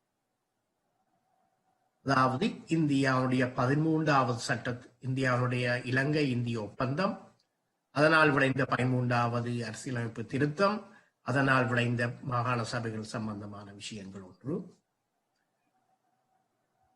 வடக்கு கிழக்கு மாகாணங்களிலும் மிக குறிப்பாக இலங்கை தீவிலும் இந்தியா பொருளாதார ரீதியில் எப்படி அதை இலங்கையை தனது கட்டுப்பாட்டுக்குள் கொண்டு வருவதற்கான இன்டிகிரேஷன் முயற்சிகள் எப்படி நடைபெற்று வருகிறது 2வது விஷயம். இந்த 2 விஷயங்களும் மற்றது இதனுடைய படையம் சார்ந்த செக்யூரிட்டி பேஸ்ட் முயற்சிகள் ஆக்டிவிட்டிஸ் 3வது. இந்த 3 முயற்சிகளும் சேர்ந்து இந்தியா சார்ந்த ஒரு நிலையை இலங்கை அரசு தனது கொள்கையை வகுத்திருக்க போதிலும் தொடர்ந்து கடைப்பிடித்துக் கொண்டிருக்கின்ற போதிலும் தமிழர் தரப்பு அதை சம்பந்தமாக பேச வேண்டிய, சிந்திக்க வேண்டிய, செயல்பட வேண்டிய கட்டாயம் இருக்கின்றது. அது அடாக் பேசிஸ்ல இருக்கின்றது தெளிவு. இது ஒரு முக்கியமான ஒரு கூறு. அதாவது இந்தியா சார்ந்து தமிழர் தரப்பினுடைய கொள்கை வகுப்பு எப்படி இருக்க வேண்டும் என்பது முக்கியமான விஷயம். அடுத்தது இப்ப இருந்து கொண்டிருக்கின்ற பிரச்சனையான தமிழர் தரப்பினுடைய ஒரே ஒரு கோரிக்கையான நீதிக்கான தேவை, போர்க்குற்ற மீறல்கள், இனப்படுகொலைகள், இதற்கான நீதிக்கான செயற்பாடுகள் ஐக்கிய நாடுகள் மனித உரிமை ஸ்தாபனத்தில் நடைபெற்றுக் கொண்டிருக்கின்றன. இது எங்க போய் முடிய போகின்றதோ, அல்லது இது சாதகமாக முடியுமோ, அல்லது இன்னொரு 10-15 வருஷம் இது வீடாக போகின்றதோ, அதாவது இலங்கை அரசுக்கு இது ஒரு காலத்தை கொடுப்பதன் மூலம், அதாவது இராணுவ வெற்றிக்கு பிறகு அரசியல் வெற்றியை பெறுவதற்கு கால நீடிப்பை கொடுப்பதன் மூலம் தமிழ் மக்கள் இங்கிருந்து இல்லாமல் போகின்ற சூழ்நிலை வரப்போகின்றதோ என்றது அடுத்த விஷயமாக இருக்கு. அப்ப இந்த யுஎன் ப்ரோசஸ்ல இருக்க வேண்டிய செயற்பாடுகள் எப்படி இருக்க வேண்டும் என்றது கடந்த காலம், இந்த மிக குறுகிய காலத்துல சில வாரங்களுக்கு முன்பு தமிழர் தரப்பில் ஏற்பட்ட கருத்துருவாக்கங்கள் சில விஷயங்களை தெளிவாக சொல்லி நிற்கின்றன. அதாவது ஒவ்வொரு தரப்பும், இதில் ஈடுபட்ட எல்லா தரப்பும் அடாக் பேசிஸ்ல எதுவிதமான சிந்தனை தெளிவு மற்ற முறையில அல்லது சிந்தனை தெளிவுகளை ஆழமாக யோசிக்காமல் ஒவ்வொருவரும் முயற்சிகளை மேற்கொள்வதன் மூலம் ரெப்படிஷன், அதாவது ஒரே வேலையை ஒவ்வொருவரும் திருப்பி செய்யணும், அதாவது ஒரு பிரயோசனம் விளைவுக்கான வாய்ப்புகள் இல்லாத போற ஒரு காலம் தெரியும். அதாவது ஒரு அமைப்பு ஏ ஒரு விஷயத்தை செய்தால் அமைப்பு பியும் அதைத்தான் செய்ய விடுகிறது, அமைப்பு சியும் அதைத்தான் செய்ய விடுகிறது. ஆனால் அடிப்படையில் எல்லாத்தையும் பார்த்தால் எல்லாரும் ஒரே கருத்திலேயே நிக்கணும். ஆனால் அமைப்பு ABCDE இல்ல, ஒவ்வொருவரும் ஒவ்வொரு விஷயங்களை கூறுகின்றோம். ஆனால் எல்லாரும் அடிப்படையில பார்த்தா ஒரே நோக்கத்திலே இருக்கணும். அப்ப இதுல இருக்கிற பிரச்சனை என்னன்னா, இந்த வெளிவார கொள்கைகளோ ஒரு கொள்கைகள் அமைப்புகள் மேற்கொள்ளப்படுக்க இந்த 5 அமைப்போ 6 அமைப்போ ஒவ்வொன்று பேருக்கும் இருக்கிற புலமைசார் ஆட்கள் மிக குறைவாக இருக்கின்றன. அவர்கள் ஒவ்வொருவரும் கலந்துரையாடாமல் தனித்தனிய சில விஷயங்களை செய்வதன் மூலம் அது பாதிப்பு தமிழர் தரப்புக்கே வருகிறது. அப்ப இந்த கட்டமைப்பு ஒரு ஸ்ட்ரக்சர் உருவாக்குறது மிக மிக முக்கியமான கட்டமாக இருக்கிறது. இப்ப ஜெனீவா UNHRC ப்ரோஸ்ல இந்த கட்டமைப்பு இருந்திருந்து என்றால் தமிழர் தரப்பு மிக ஆணித்தரமாக சில கோரிக்கைகளை முன்வைக்க வேண்டும் முயற்சித்திருக்கலாம். இதற்குரிய நெகோசியேஷன் ஸ்பேஸ உருவாக்கி இருக்கலாம். அதன் மூலம் மேற்கத்திய நாடுகளுக்கு தெளிவான செய்தியை கொடுத்திருக்கலாம். அதுக்கு அந்த வாய்ப்பு தவறவிடப்பட்டுள்ளது. அதாவது ஒவ்வொரு அமைப்பும் சில அமைப்பு கூட்டமைப்புகளும் இதுகளை செய்ததன் மூலம் ஒற்றுமையாக ஆணித்தரமாக கிரியேட் பண்ணப்பட வேண்டிய அந்த நெகோசியேஷன் ஸ்பேஸ் இல்லாமல் போய்விட்டார். இது எதிர்வரும் காலங்கள்ல வரக்கூடாது, நடக்கக்கூடாது. இந்த அடிப்படையில இருந்து பார்க்க இலாந்தன் கூறியது போல நீண்டகால வெளிவிவகார செயற்பாட்டில தாயகம், புலம்பெயர்ந்தோர், தமிழகம், இந்த மூன்றில் இருக்கிற புலமைசார் மக்கள், அவர்களுக்கு அணியமாக செயற்படக்கூடிய அனுசரணையாளர்கள் சேர்ந்து செயற்பட்டு ஒரு கொள்கையை வகுத்து அதை இம்ப்ளிமெண்டேஷன் ப்ரோசஸ் ஒன்றையும் அதை யார் இம்ப்ளிமெண்ட் பண்றது, எப்படி இம்ப்ளிமெண்ட் பண்றதை பற்றி ஒரு நீண்ட கால திட்டம் ஒன்று தேவை. ஜதீந்திரா கூறினதன் போல உடனடியாக பேர்னிங் இஷ்யூஸ்ல உடனடியாக இடைக்கால அளவிலேயாவது ஒரு இன்டரிம் பேசிஸ்லயாவது ஒரு ஒரு ப்ரோசஸ் ஒன்று உருவாக்கப்பட வேணும் என்றது இரண்டாவது விஷயம். இந்த ரெண்டையும் நாங்கள் கூட்டி சேர்ந்து பேராசிரியர் கணேசலிங்கத்திடம் கேட்க வேண்டிய கேள்வி வந்து, உடனடியாக நாங்கள் செய்ய வேண்டிய வேலை என்ன? உடனடியாக இந்த அமைப்புகளை நாங்கள் பேச்சளவில் இல்லாமல், எழுத்தளவில் இல்லாமல், செயலளவில் உருவாக்குவதற்கான முதல் படி என்ன செய்ய வேண்டும்? இந்த படியில யார் யார் பங்கு பெற்ற வேணும்? ஆண்டிகள் கூடி மடங்கட்டியலாண்டு கருத்து இருக்கு.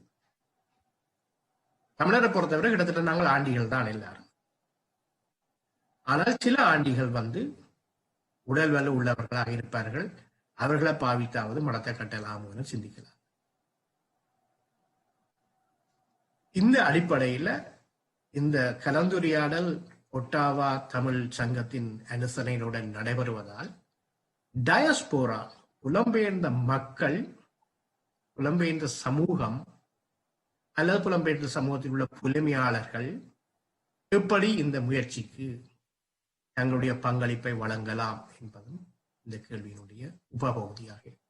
அதாவது 2 கேள்விகள்.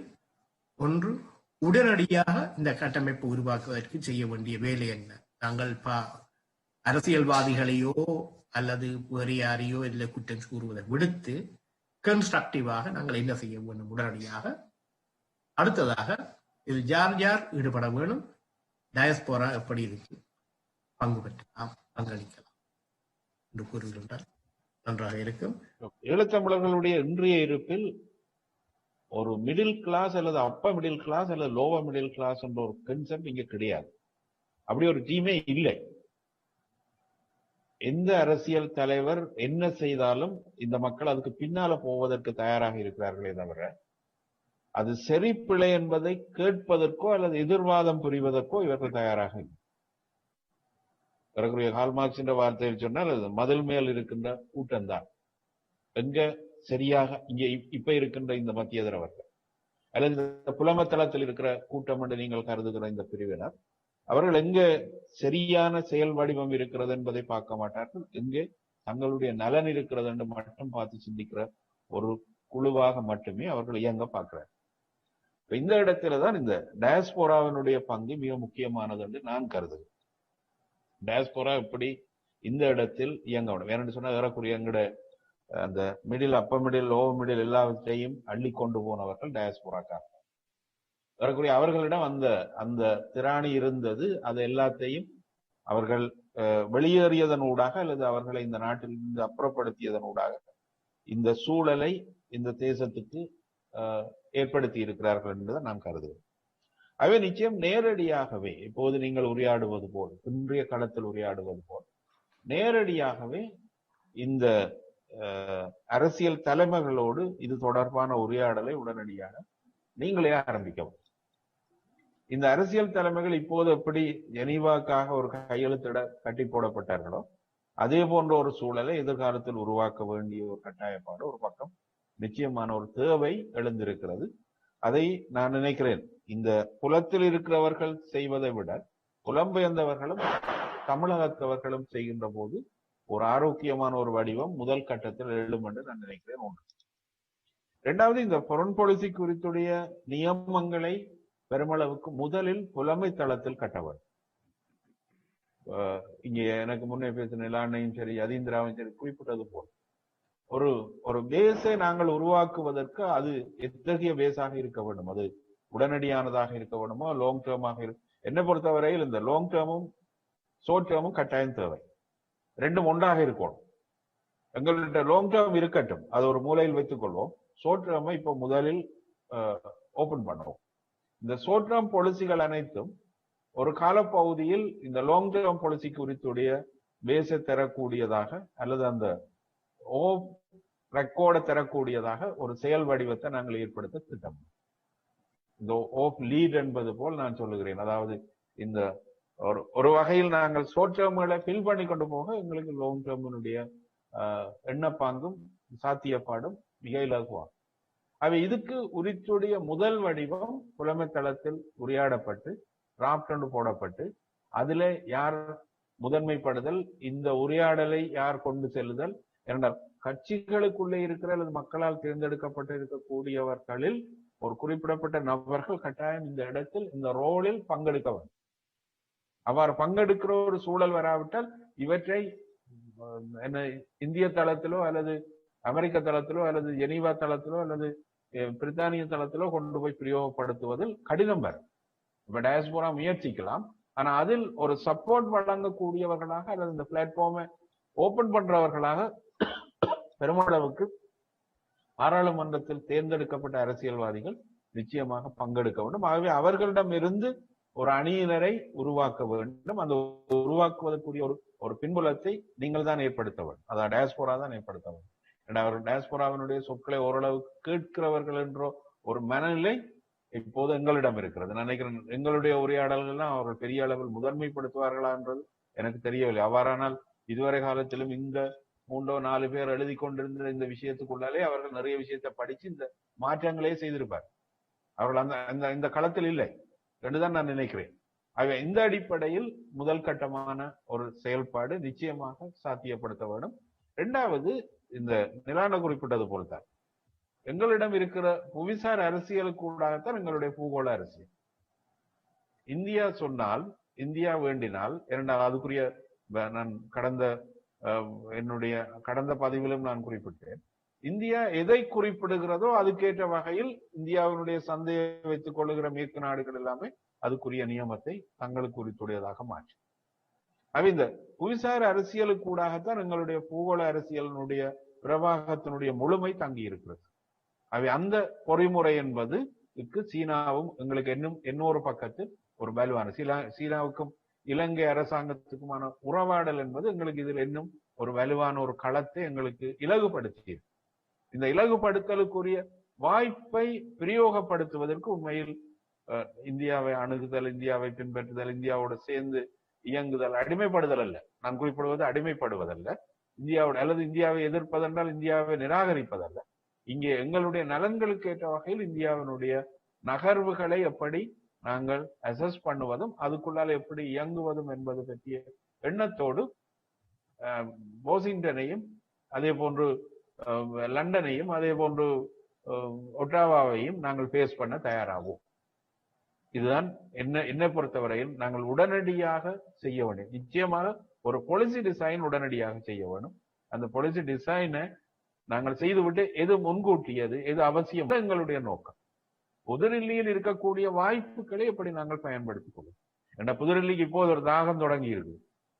அந்த தாகம் எங்க போய் முடிய போகுதுன்னு தெரியல. அந்த தாகத்துக்குள்ளே இப்போது நான் நினைக்கிறேன் 4 மீனவர்கள் கொல்லப்பட்டது ஒரு வார்னிங்கோட ஆரம்பிக்குது ஒரு தளத்தில். ஜெய்சங்கருடைய விஜயத்துக்கு பிறகு கொஞ்சம் புதுடில்லியினுடைய போக்கில் சில மாறுதல்கள் தேவைப்படுது. இரண்டால் ஒரு சொலிட் அல்லது ஒரு ஃபுல் ஃப்ரீடமான ஒரு சூப்பர் பவருக்குரிய ஒரு அம்பிஷனை சீனா எடுத்து விடும் என்ற ஒரு அச்சம் உலகத்தில் எல்லா இடமுமே ஏற்பட்டு விட்டது. அது ஜோ பைடன் பெருமளவுக்கு இந்த உலகத்தில் ஒரு ஆதிக்க வலுவுடைய ஒரு தலைமையை ஏற்படுத்த போவதில்லை என்பது அவருடைய பேச்சுக்களிலும் உரையாடல்களிலும் வெளிப்படுத்தல்களிலும் தோன்றுகிறது. அவை நிச்சயம் இங்கே இந்தியர்கள் வகுத்து கொண்ட அல்ல இந்தியர்கள் முன்கூட்டியே இருந்த சில உபாயங்கள் பெருமளவுக்கு ஒரு நெருக்கடிக்குள் தள்ளப்படுகின்ற ஒரு சூழல் வர தொடங்கி இருக்கின்றது. இந்த இடம் அதுவும் மிக முக்கியமானது. இந்த களம் ஒரு நீண்ட காலத்தில் நிலைச்சிருக்க போவதில்லை என்பதும் இதில் நாங்கள் அவதானிக்க வேண்டிய விடி. இது மிக வேகமாக இது நகரும். இப்ப நீங்க முதல்ல ஒரு கேள்வி கேட்டீங்க, இது எப்படி அழிந்து போகும் என்று சொன்னால், அது எப்படி அழிந்து போகும் என்று சொல்லி சொன்னால், அது ஸ்ரீலங்காவா போகுதா அல்லது அது என்ன சவுத் லங்காவா போகுதா எனக்கு தெரியாது. ஆனால் இதனுடைய முழு வடிவமும் வேற ஒரு நியமத்துக்குள் போகும். ஒன் ரோட் ஒன் பெல்ட்டினுடைய வெற்றியும் உத்தியும் பொருளாதாரத்தினுடைய வலிமையும் சீனர்கள் உலகத்தினுடைய மிக முதல் தேசமாக மாற்றப்படுகிற போது அது எப்படி திபெத்தை எப்படி அவர்கள் கையாண்டிருக்கிறார்களோ அதே மாதிரியான உபாயங்கள் எல்லாம் இங்க வேகமாக நகருகிறது. அது நினைக்கிறேன் போர் முடிந்த பிற்பாடு உடனே அது தொடக்கினார்கள். அதான் அவர்கள் திபெத்தை அல்லது சீனாவில் அவர்கள் படித்து வந்த நிறைய விஷயங்களை இங்க அறிமுகப்படுத்தி செயல்படுத்த முயற்சித்தார்கள். அதுக்கு சில வேளைகளில் இந்த இடைப்பட்ட ஒரு 5-6 ஆண்டு காலம் 4 வருடம் பெருமளவு அவர்களுக்கு சில நெருக்கீடுகளை தந்தது. அவர்கள் மீளவும் அதே பாணிக்குள் போகின்ற ஒரு போக்கை ஏற்படுத்தி விட்டார்கள். இப்ப திபெத் உண்மையா திபெத்தியர்களிடம் இல்லை என்பது போல் தான் வடகிழக்கினுடைய இருப்பு அமையும். ஆகவே இந்த இடைப்பட்ட காலம் என்பது இப்போது ஜோ பைடனுடைய வருகை அல்லது பிஜேபியினுடைய இருப்பு அல்லது இந்த புவிசார் அரசியலில் ஏற்படுகின்ற சின்ன சின்ன மாற்றங்களினுடைய நிலைத்திருப்பு என்பது என்னை பொறுத்தவரையில் ஒரு நீண்ட காலத்துக்கு உரித்துடையதாக எனக்கு தோன்றது. இதையும் சில வேளைகளில் காணாமல் போய் முழுமையான ஒரு இன்னொரு வடிவம் உண்டு, சீன சார்பு வடிவம் ஒன்றை முதன்மைப்படுத்துகின்ற ஒரு சூழல் ஏற்படலாம் என்ற ஒரு அச்சமும் இந்த இடத்தில் இருக்கிறது. அதுக்குரிய காலப்பகுதி வேகமானது. அவை நாங்கள் உரையாடுவதும் பேசுவதும் திட்டமிடுவதும் அதுக்கு காலத்தை நாங்கள் செலவழிக்கின்ற போதெல்லாம் அது வேற ஒரு வடிவத்துக்குள்ளால் அந்த காலத்தினுடைய பகுதி பயணிக்க போகிறது அல்லது இயங்க போகிறது. அவை அதையும் கருத்தில் கொள்ளுதல் அவசியம் என்று நான் இந்த இடத்தில் குறிப்பிடுகிறேன். நன்றி. அதாவது நாங்கள் இனிமேலும் பாலகுமாரன் சிந்தித்த வழியில் தாயகத்தில் தெரிவு செய்யப்பட்ட பிரதிநிதிகளும் சம்பந்தப்பட்டவர்களும் ஆர்வமுடையவர்களும் இணைந்து ஒரு குழுவை உருவாக்க வேண்டும். இப்பொழுது ஐநாவை எதிர்கொள்வதற்கு என்று 3 கட்சிகளையும் ஒரு குறைந்தபட்ச உடன்பாட்டுக்கு கொண்டு வர முடிந்ததை போன்ற அதிபடியத்திலும் ஒரு குறைந்தபட்ச உடன்பாட்டுக்கு கொண்டு வர வேண்டும். இது முதலாவது. அடுத்த கட்டம் தமிழகம், டயாஸ்பரா ஆகியவற்றை இணைந்த ஒரு வெளியிலேயர் உருவாக்கும். இதில் ஒன்றை கவனிக்கணும். எங்கட மக்கள் பிரதிநிதிகள் மக்களாணிய பெற்றோர்கள் என்ற ஒரு பலம் இருக்கு. அதுக்கங்கால அவர்களிடம் அது தொடர்பான அறிவு இருக்கோ என்றது பிரச்சனை, அது தொடர்பான தரிசனம் இருக்கா என்றது அதை விட பெரிய பிரச்சனை. தவிர அவர்கள் உண்மையாகவே வாக்களித்த மக்களுக்கு பொறுப்பு கூறுகிறார்கள். நாங்கள் ஐநாவை பொறுப்பு கூறுவதை பற்றி கதைக்கிறோம். ஆனால் எங்கட எம்பிமார் தங்களுக்கு வாக்களித்த மக்களுக்கு பொறுப்பு கூறணும், அது ஒரு பிரச்சனை. அப்ப அவர்கள் தங்கள் மக்களுக்கு பொறுப்பு கூற தயாரானது பார்ப்போம். அப்ப இந்த அடிப்படையில் நாங்கள் முதலில் ஒரு உள்குழுவை உருவாக்க வேண்டும். அடுத்த கட்டம் வெளியில இருக்கக்கூடிய டயாஸ்பராவில் இருக்கக்கூடிய தமிழகத்தில் இருக்கக்கூடிய ஆட்களை திரட்டி ஒரு வெளியிலேயரை உருவாக்குவோம். இதுலயும் 20 ஆண்டுகளுக்கு முன்னுக்கு தமிழர் என்று சொன்னால் இந்தியாவில் அகதிகள் தான். சாஸ்திரி பவனில் அந்த வெளியில இருக்கக்கூடிய அந்த அந்த அந்த அந்த முதுகுடைய அந்த வாங்கு, அந்த பழைய ரயில்வே ஸ்டேஷன்ல இருக்கிற வாங்கு, அந்த வாங்கில் உட்கார வைக்கப்படும் அகதிதான். ஆனால் இன்றைக்கு அப்படி இல்லை. இன்றைக்கு டாலர்களோடும் பவுன்ஸோடும் ஆங்கிலம் பேசிக்கொண்டு போகக்கூடிய வல்லமையோடு ஒரு பலமான டயாஸ்பரா வந்துட்டு இன்றைக்கு இந்திய கொள்கை வகுப்பாளர்களையும் இந்திய ராஜதந்திரிகளையும் சந்தித்து உரையாடக்கூடிய நிதி பலத்தோடும் மொழி பலத்தோடும் ஒரு தலைமுறை வந்துட்டு. இது ஒரு வளர்ச்சி. இந்த வளர்ச்சியை இணைக்காமல் நாங்கள் பொருள் பொலிசி பற்றி கதைக்கலாம். ஆனால் இது ஒரு அடிப்படை பிரச்சனை என்றால், நீங்கள் அங்க நாட்டில் தடை செய்யப்பட்ட கொடிகளோடையும் நாட்டில் தடை செய்யப்பட்ட விஷயங்களோடையும் நின்றா நாங்கள் நீங்களும் உண்டாக இணையலாம். எனவே டயாஸ்பராவும் நாங்களும் ஒரு ஏற்றுக்கொள்ளப்பட்ட ஒரு பொறிமுறைக்குள் இணைவதற்குரிய ஏற்பாடுகள் அவசியம். அந்த ஏற்பாடுகள் இல்லைன்னா நாங்கள் அங்கால போக இயலாது. பாருங்கோ, 2009க்கு முன்னுக்கு ஒரு சர்வதேச கடல்வெளி கொரிடோர் இருந்தது. அது ஒரு உத்தியோகப்பட்ட தடை செய்யப்பட்ட கொரிடோர் தான். ஆனா அந்த கொரிடோருக்கால எல்லாம் வந்தது போனது. 2009 பின்னுக்கு அப்படி ஒரு கொரிடோர் எங்கள்கிட்ட இல்லை. தனிப்பட்ட முறையில் எங்களுக்கு உதவிகள் வருது, காசு வருது, நாலேஜ் வருது. ஆனா இது உத்தியோகபூர்வ வழி அல்ல. ஆனால் அப்படி ஒரு உத்தியோகபூர்வ வழியை உருவாக்குவோம்.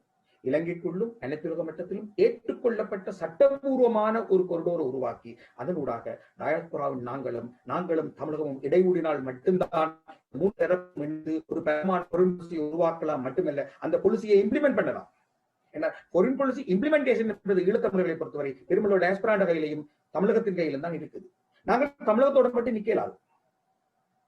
இன்றைக்கு வரையும் தமிழகத்தை கையாளுவதற்கான சரியான பாலிசி எங்கிட்ட இல்லை. தமிழகம் மட்டும் தமிழகத்துக்கு வெளியே இந்தியாவில் பலமான மனித உரிமைவாதிகள் இருக்கிறார்கள், எங்களுக்கு ஆதரவானவர்கள் இருக்கிறார்கள். அவர்களை நாங்கள் எவ்வளவு கையிட்டிருக்கிறோம். மற்ற டெல்லியில நாங்கள் எப்படிப்பட்ட ஒரு ஸ்ட்ரக்சரை வச்சிருக்கிறோம், எப்படி வச்சிருக்கிறோம் என்று பார்த்தமாக இருந்தால், நாங்கள் முதலில் கட்டமைப்புகளை உருவாக்கும் போது தாயகத்தில் தெரிவு செய்யப்பட்ட பிரதிநிதிகளும் சம்பந்தப்பட்ட ஆர்வமுடையவர்களும் இணைந்த ஒரு கட்டமைப்பு, டயாஸ்பரா தமிழகம் இணைந்த ஒரு வெளிலேயர், இதை உருவாக்கி போட்டு டயாஸ்பராவினுடைய அந்த நிதி பலமும் மொழி பலமும் அவர்களுக்கு இருக்கக்கூடிய அந்த ராஜதந்திர தொடர்புகளும் தான் இதுல பிரதானமான பலமாக மாறும். ஒரு பொலிசியை எடுத்துட்டு டயாஸ்பரா அதை நோக்கி எடுப்போம். ஆனா அதுல அடிப்படை பயங்கரம் என்ன, அடிப்படை பிரச்சனை என்னன்னு சொன்னால், நீங்கள் இலங்கை தீவுக்குள் ஏற்றுக்கொள்ளப்படாத அல்லது இலங்கை தீவுக்குள் சட்டவிரோதம் என்று சொல்லப்படுகிற நடவடிக்கைகளில் ஈடுபடும் ஒரு அமைப்பாக இருந்தால் நாங்கள் தொடர்பு கொள்ளாது. தாயகத்துக்கும் டயாஸ்போராவுக்கும் இடையில் இருக்க பிரதானமான தடையை அதுதான். அந்த தடையை நீக்குவதற்கு டயாஸ்போரா அமைப்புகள் முயற்சிக்க வேண்டும். அதாவது டயாஸ்போராவில் மேற்கொள்ற நடவடிக்கைகள் இவர்களால் சந்தேகப்பட இல்லாட்டி ஒரு ரகசிய நடவடிக்கை தான் இருக்கும். ரகசிய நடவடிக்கையாக ஒரு ஃபாரின் பாலிசியை கொண்டு போகலாம். எனவே கட்டமைப்பை உருவாக்கும் பொழுது இது தொடர்பில் நாங்கள் புதிதாக சிந்திப்போம். உதாரணமாக யூதர்கள் 2 ஆண்டுக்கு முந்தின அனுபவம் என்றாலும் யூதர்கள் எங்கெல்லாம் புலம்பெயர்ந்து வாழ்ந்தார்களோ 2ஆம் உலக யுத்தத்தின் போது அந்தந்த நாடுகளின் ஃபாரின் பாலிசியுடன் நின்றார்கள். அந்தந்த நாடுகளின் படைகளில் சண்டையிட்டார்கள், அந்தந்த நாடுகளின் லேப்களில் வேலை செய்தார்கள், அந்தந்த நாடுகளில் விஞ்ஞானிகளாக இருந்தார்கள், அந்தந்த நாடுகளுக்கு எல்லா விதத்திலும் யுத்தத்தில் வெல்வதற்கான வழிகள் அனைத்திற்கும் அந்த நாட்டு சேர்த்துல எதிராக இருக்கும். ஆனா யூதர்கள் தாங்கள் வாழ்ந்த நாட்டின் யுத்தத்துக்கு ஆதரவாக இருந்தார்கள். ஆனால் யூதர்கள் என்ற அடிப்படையில் சொன்னார்கள், எல்லா நாட்டையும் எனக்கு ஒரு தேசத்தை உருவாக்கி தரும் என்ற எக்ரிமெண்டோடு அவர்கள் எல்லா நாடுகளோடு நின்றார்கள். இப்ப புலம்பெயர் தமிழர்களுக்கும் அந்த பிரச்சனை இருக்கு. அவர்கள் அங்கே இருக்கும் பொழுது அந்த அரசின் வெளியுறவு கொள்கையை மீறி போகலுமா என்ற பிரச்சனை இருக்கு. அதே நேரம் எனக்கு ஒரு தாயகம் இருக்கு, எனக்கு தேச நிர்மாணத்துக்கு நீ உதவணும் என்ற அடிப்படையில் இதுக்குரிய ஒரு புதிய பொறிமுறை ஒன்றை புலம்பெயர்ந்த சமூகம் கண்டுபிடிக்க வேண்டும். இதுக்கு கடுமையா யோசிக்கணும், இதுக்கு ஆராய்ச்சிகள் வேண்டும், இதுக்கு இருக்கக்கூடிய முன்னுதாரணங்களை பார்க்கணும். முன்னுதாரணம் நாங்கள் ஒரு புதிய முன்னுதாரணமாக நாங்கள் மாறணும். ஈழத்தமிழர்கள் பல விடயங்களில் ஏற்கனவே புதிய முன்னுதாரணங்களாக இருக்கிறார்கள். இனிமேலும் நாங்கள் பல புதிய முன்னுதாரணங்களை உருவாக்க வேண்டும். ஒரு அரசற்ற தரப்பு தேச நிர்மாணத்தின் பாதையில் எப்படி ஒரு வெற்றிகரமான ஃபாரின் பாலிசியை உருவாக்குவது என்ற அடிப்படையில் முதலாவது நாங்களும் புலம்பெயர்ந்த சமூகமும் இடை ஊடாடக்கூடிய ஏற்றுக்கொள்ளப்பட்ட கதவுகள் திறக்கப்பட வேண்டும். அதுக்குரிய ஏற்றுக்கொள்ளப்பட்ட கட்டமைப்புகள் உருவாக்கப்பட வேண்டும். இதுக்குள்ளால நாலேஜ் ஷேரிங் மட்டுமல்ல, எல்லா அம்சங்களும் பகிரப்பட வேண்டும். அதே நேரம் இந்தியாவை கையாளுவது தொடர்பில் டயாஸ்போராவில் இருந்து அமைப்புகள் உருவாக்கப்பட வேண்டும். அவை தாயகத்தோடு ஒன்றிணைந்து அந்த ஃபாரின் பாலிசிக்கு ஏற்ப இந்தியாவை கையாள தேவையான அந்த வளம் இன்றைக்கு டயாஸ்போராட்டே இருக்கு. இதுல யதீந்திரா சொன்னது போல உடனடி தேவை என்று பார்த்தமாக இருந்தால் இலங்கை அரசாங்கத்துக்கும் இந்தியாவுக்கும் இடையிலான உறவை எப்படி உடைக்கலாம் என்று ஈழத்தமிழர்கள் சிந்திக்க வேண்டும். இந்தியாவுக்கும் கொழும்புக்கும் இடையில் இருக்கக்கூடிய நெருக்கத்தை எப்படி உடைக்கலாம் என்று நான் நினைக்கிறேன். ஈழத்தமிழர்களின் அடுத்த கட்ட அரசியலுக்கான திறவுகோல் அங்கதான் இருக்கு. அந்த உறவை உடைப்பது, எப்படி உடைப்பது, அதற்கு அதிகம் உழைக்க வேண்டியது புலம்பெயர்ந்த தமிழர்கள் தான். ஒரு சின்ன திருத்தம், உடைப்பதில்லை, கையாளுது. நான் என்ன சொல்றேன், அது நெருக்கமாக இருக்கும் வரை, state to state structural relationship நெருக்கமாக இருக்கும் வரை நாங்கள் ஒரு காலமும் கையாளாது. அந்த அந்த அந்த உறவுல நாங்கள் விரிசல்களை ஏற்படுத்த வேண்டும். அந்த உறவுக்குள்ள புகுந்து நாங்கள் விளையாடுவோம். எனவே இது தொடர்பில் உடனடிக்கு நாங்கள் செய்ய வேண்டியது, இப்ப இந்தியாவுக்கும் அதாவது டெல்லிக்கும் கொழும்புக்கும் இடையிலான உறவுக்குள் நாங்கள் புகுந்து விளையாடுவோம். அதை நாங்கள் முதல் செய்வோம்.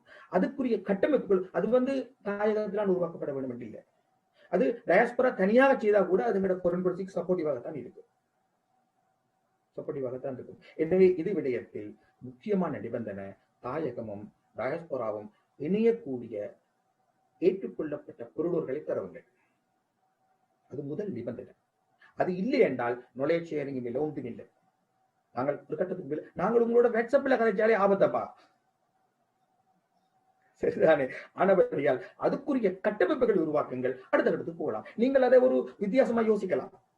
உலகத்தில் விடகி இலங்கை சொல்லிதான் நாடுகளுக்கு வந்தது. சீனா முதலீடு சொல்லிக் கொண்டுதான் ஆசியாவுக்குள்ளேயும் ஆப்பிரிக்காவுக்கும் லத்தீன் அமெரிக்காவுக்குள்ளேயும் போனது. எனவே இப்பொழுது புதிய வழிகள் உண்டு எல்லாத்துக்கும். எனவே நாங்கள் புதிதாக சிந்திப்போம், புதிய வழிகளை திறப்போம், புதிய புதிய கொரோர்களை திறப்போம். எங்களுக்கு இப்ப தேவையானது இந்த 3 தரப்பும் இணைவதற்கான பாதுகாப்பான கொரிடோர்கள். அது இல்லை என்றால் நாங்கள் ஃபாரின் பாலிசி என்பதை ஸ்ட்ரக்சரலா ஒரு காலம் அடுத்த கட்டத்துக்கு கொண்டு போயிடலாம்.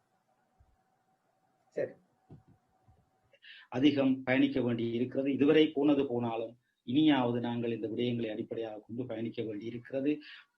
குறிப்பாக இந்த மேற்கு நாடுகள், குறிப்பாக இன்றைக்கு அமெரிக்காவுக்கு பக்கத்தில் இருக்கிற ஒரு நாடு கனடா. இந்த கனடாவில் டயஸ்போரா ஒரு இன்ஃபுளுன்ஷியல் ஒரு ஒரு ஒரு ஒரு கம்யூனிட்டியாக இருக்கு.